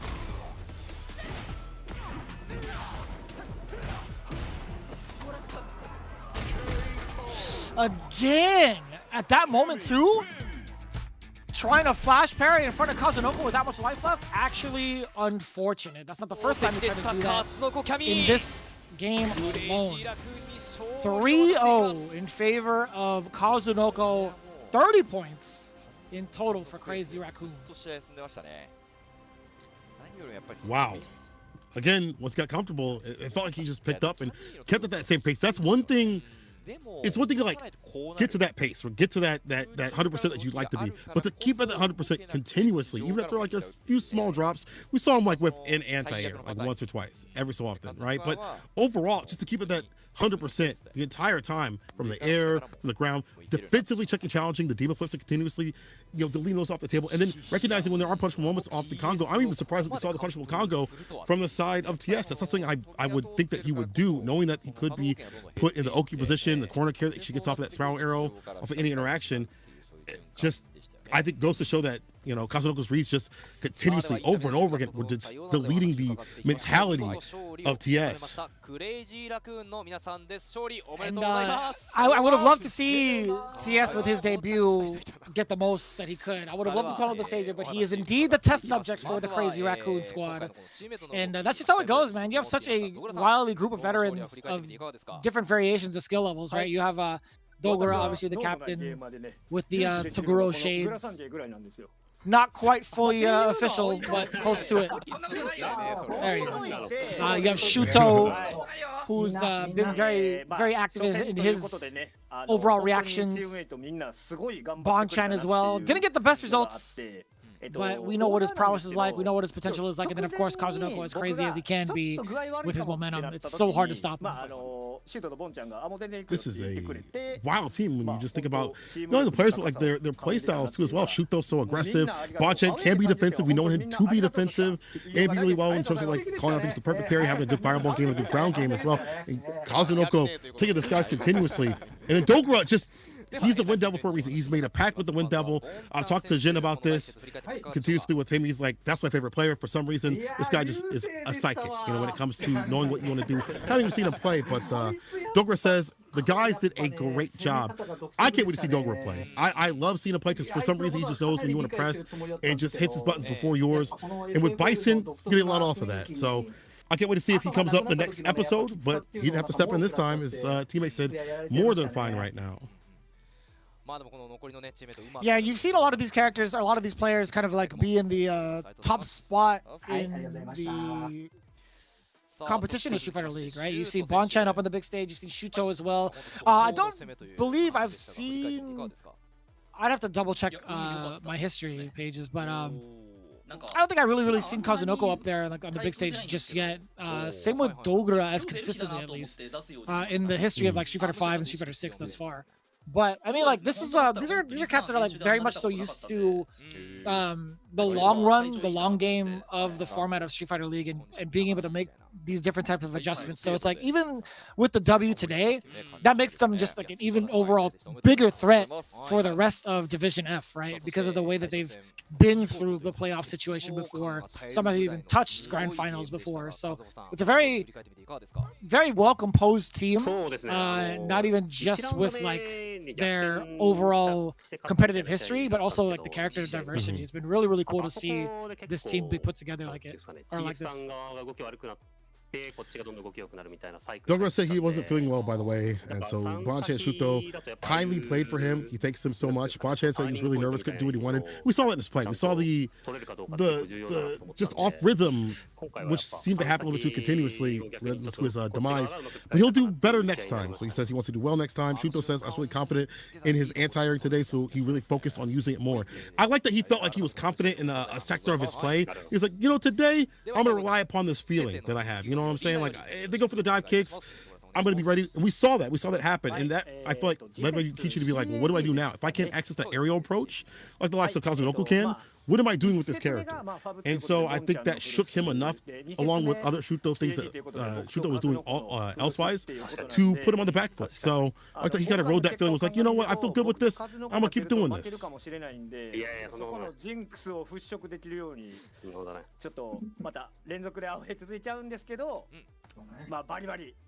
Yeah, Kazunoko, I think he's got it right on the money too with his interview. The big comeback on the first game was really a game changer for me. Yeah, you could literally see a lot of the confidence from TS and the way that he was moving around and playing kind of just slip away from him. It wasn't like a complete shutout per se, but that significant one pixel comeback was everything, I feel like, for Kazunoko's momentum swing. But TS, again, I like what he brings to the table, to be honest with you. He had some really clean conversions. He had some really interesting decisions in regards to like how to pressure their opponent on their wake up. And he's got the confirms down. We've seen like how he goes into these sequences for Roundhouse Tatsu, and we've seen his layering when it comes to like his Oki. But this right here, this was just unlucky. It was super unlucky, and Kazunoko just ran away with it. Immediately after that, you see TS really stuck in the corner. What else can you do when you're just making all the wrong guesses against Kazunoko? It's so difficult to come back from. You know, speaking of all these things in terms of like you having the conversions and combos and things like that, the damage to dump out, the tech behind it, but not able to land the hits. There was someone on his team that had a previous issue with that. That was Ryukichi. Only recently it feels like Ryukichi is able to perform in that way where it feels like he's a lot more stable and neutral. So I feel like Ryukichi can give him that same sort of advice to be like, hey man, I've been through this. I've had this issue before. Like, let's ideate and figure it out together. Again, the team-based element allows you to do things like this. Even if you aren't playing, you know, even if you're not on the same team, you can also ask other team members from other areas and be like, hey, we're not playing for a little bit. Let's run some sets. Let's talk about this a little bit before we have to run into each other months or whatever. We've seen it happen. We've seen them run sets when they don't have to play each other for a while. This could also happen here. So, like, this team-based style of system could also lead to people growing from, you know, their bad habits and evolve from there. It is a possibility, a very high possibility at that, because considering you have two different divisions now being showcased here at Street Fighter League Japan. You guys just witnessed Division F in our very first set of matches, first set of team battles, with our introduction to a lot of new players, by the way. Yogibo Reject versus Hiroshima Team Ikuza. You saw the conclusion of that, 30 in favor of Hiroshima Team Ikuza. Cyber Athlete Gaming, Osaka. Cyclops Athlete Gaming, excuse me. Cyclops Athlete Gaming, Osaka. 30 points in their favor against VARREL. Then, of course, you just saw the conclusion between Crazy Raccoon and Belc Fav Gaming, 30-10. Again, there have been so many interesting matchups that we only get to really spectate here in Street Fighter League and witness, and also a big introduction to a lot of the players that have never really gotten that spotlight before, and even people from other countries, aka LeShar, being a part of the league is a very beautiful thing. We saw that before from Gunfight from last season, but seeing this now, as we take a look at the stats, or sorry, the standings, it really is a beautiful thing. Tied all across the board for the first three, bottom three as well. Nothing too crazy except 10s all the way around. Yeah, it's so unfortunate. Yogibo Recheck for a lot of people was like the team to pick as an obvious, going through a 10. Belc Fave Gaming, they were the winners of last season at the bottom currently, but of course things could change early in the season, only the first episode, but they have to be quick with it. I feel like, you know, considering we've seen points fall to the wayside for some of these players, some of these teams, and they're just not able to climb back up. We have a lot of games to go, a lot of matches to go, but you don't want to be too far behind. You want to have a nice lead, a nice hefty lead.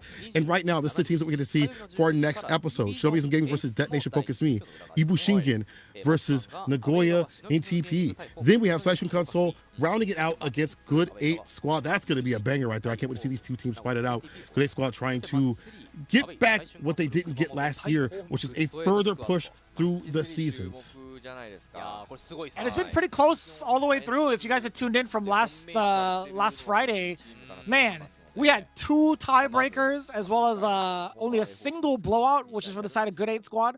I kind of want to know who's going to be able to at least increase their lead even further, or at least accumulate even more points going further, because right now, having 20 to 25, sure, there's a W on the board, but what happens if Good 8 Squad manages to continue on pushing with these 40 bombs? In the meantime, Division F, you're going to see VARREL versus Yogibo Reject. We got Belc FAV Gaming versus Hiroshima Team Ikuza, as well as Crazy Raccoon versus the Cyclops Athlete Gaming OSAKA as your roundouts for Division F. You guys do not want to miss this. It's been very much so a different story between Divisions S and Divisions F thus far. This is the first time we actually seen it kind of go in this way, where it's just a full-on 30-10, 30-10, 30-10 for Division F. I imagine things will definitely switch up as we go throughout the weeks. There'll be some 40 ballers, there'll be some blowouts. There'll be more tiebreakers too as well, as these teams get acclimated and bring more strategies to the table. And I'm also thinking, when these teams bring up new characters, when they bring up their secondaries or trietaries and things like that to fight certain playstyles or certain matchups, we'll be seeing the adjustments happening soon. And it'll have to be real soon, a lot of things. As you can see the schedule right here, we have many days of Street Fighter play out here, Street Fighter League Japan 2024. And in between, we have the offline premieres and the World Warriors that are going on. In fact, this week is Cream City Convergence. See, offline, I think it's the first offline that's not at a huge major like EVO, but it's going to be a pretty big deal considering who's going out there. Daigo is going out there. The EU crew and many of the US best will be out there fighting it out for that one spot. Man, I was looking for looking forward to another battle for Street Fighter League, but seeing Cream City Convergence being this weekend, hey man, I'll take the day off for some good old-fashioned Western violence. I gotta say, overall, it's been an absolute pleasure thus far to be able to see both of these teams play the way that they've been playing thus far. And if you guys have any sort of concerns or questions, be sure to hit us up as well. Majority of the times, if you're looking for any of like the Japanese activity for like the Japanese esports side, Capcom _esports is where you need to go. But for the weekend coming up, be sure to follow along with Capcom Fighters, okay? And all across social media platforms.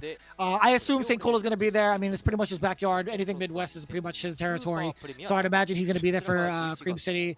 And again, a lot of the big premieres, they're slowly but surely coming out, man. The super premiere for Japan happening in November. Best believe that's going to be so stacked with how popular Street Fighter 6 is currently in Japan.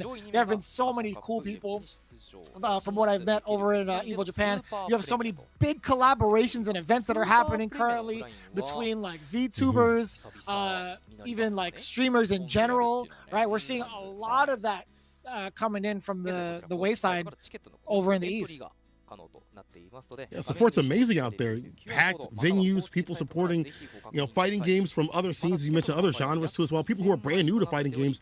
In the very scene we talked about Street Fighter as well. There's just different variants in terms of how they're approaching fighting games and how they're showing their love for fighting games. So it's super sick to see. So y'all can go out there. Also, public viewing, y'all can scan the QR code if you want to check it out for the public viewing of the World Warrior Japan. That was going to be a banger. Every one of those has been a banger. Actually, all the World Warriors have been fantastic.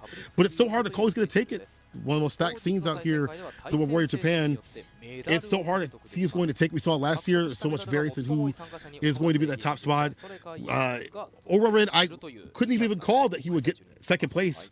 I didn't even know he was going to come through like that, but a lot of players were like, this guy has been grinding it out. So y'all do not want to keep your eyes closed. You want to keep your eyes open on the action in Land Japan. Yeah, and again, each and every one of these weeks have been quite a surprise, not even just with the players, but also with the way the meta develops. Again, being able to follow along throughout the entirety of CPT, you get to really start to see a lot of these characters get fleshed out. One of those characters, you see it on the screen right behind the QR code. Will Akuma prevail as one of the top characters and like solidify himself as maybe top 3. Who knows? But one way to find out.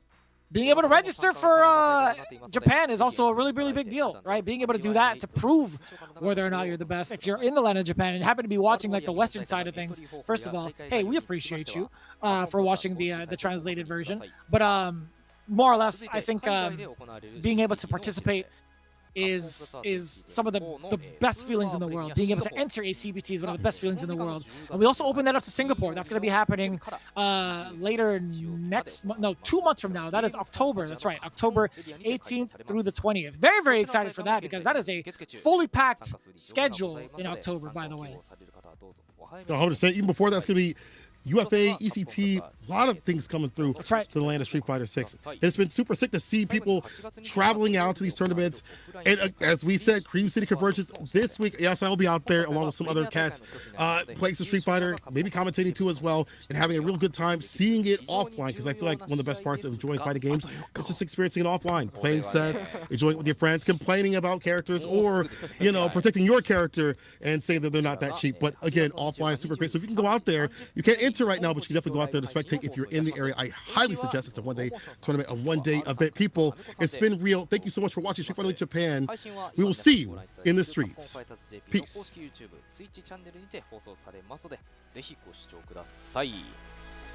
さあということで、あっという間というか、もう本当に内容濃いこの第1節ディビジョン F になりました。こちら3試合をお届けしていきました。実況私大和修平、そして解説ははめこさんでお送りいたしました。ありがとうございました。ありがとうございました。はい。この後は選手の音声入り本日のハイライトをご覧いただきながらお別れとさせていただきます。それでは続いてのディビジョン S 第2節でお会いいたしましょう。それまでさよなら。さよなら。ディビジョン F 開幕節リーサルガードしている。完璧だと起動。ガッツポーズが出ました。チームを引っ張る一発目。している。完璧だと起動。読み勝った。先ほどやられた。そこは見えている。魔術師にはそれは効かない。ナイスナイスナイスナイス。超いい内容。さすがに。うわー、これは使うか。覚悟できたか。SA2 キャノンから減るぞ。運ぶぞ。なんでもあり。からさそしてあーでも押してる。パリーカード。まあやるしかなかった。命をつなぐための SA2。ライン上げる。戻していく。パリ投げてまだ残る。バックで抜ける。オーディをオッケーナイス。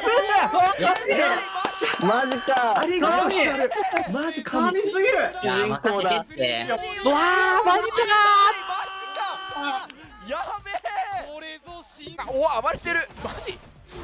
ただマグには十分な体力リソースがある。ただ飛び危ないぞ。最端で追いかけていく対空転戦に削り KO が見えてる。いや今 SH 入力しちゃったんだけど削れねえよな。削れないと思う。全然。いやでもよかった。とりあえず勝ちました。ありがとうございます。あと上限。人形が始まります。ドライブもらっている。これはリーサルでしょ。ノットギリギリ完璧。すごい。3段最高。やっぱマジで。ありがとう。大一は本番っていうところか。そうですね。まあでもうわーこれは見てる。オーディーハンザーに対して大黒ぴったり合わせ。それでもでも全然削れない。チャー差し込ん。はいはい。ありがとう。ありがとう。マジでありがとう。先方龍吉。龍が2人いるんですよ。ダブルドラゴン。そうダブルドラゴンなんで間違えちゃったかなって。わ早すぎた。これは余裕で足りている。サイコハンマーからの終わらせる。セットプレイ。前に来る。投げ受け入れられない体力だ。投げきたく。おっしゃ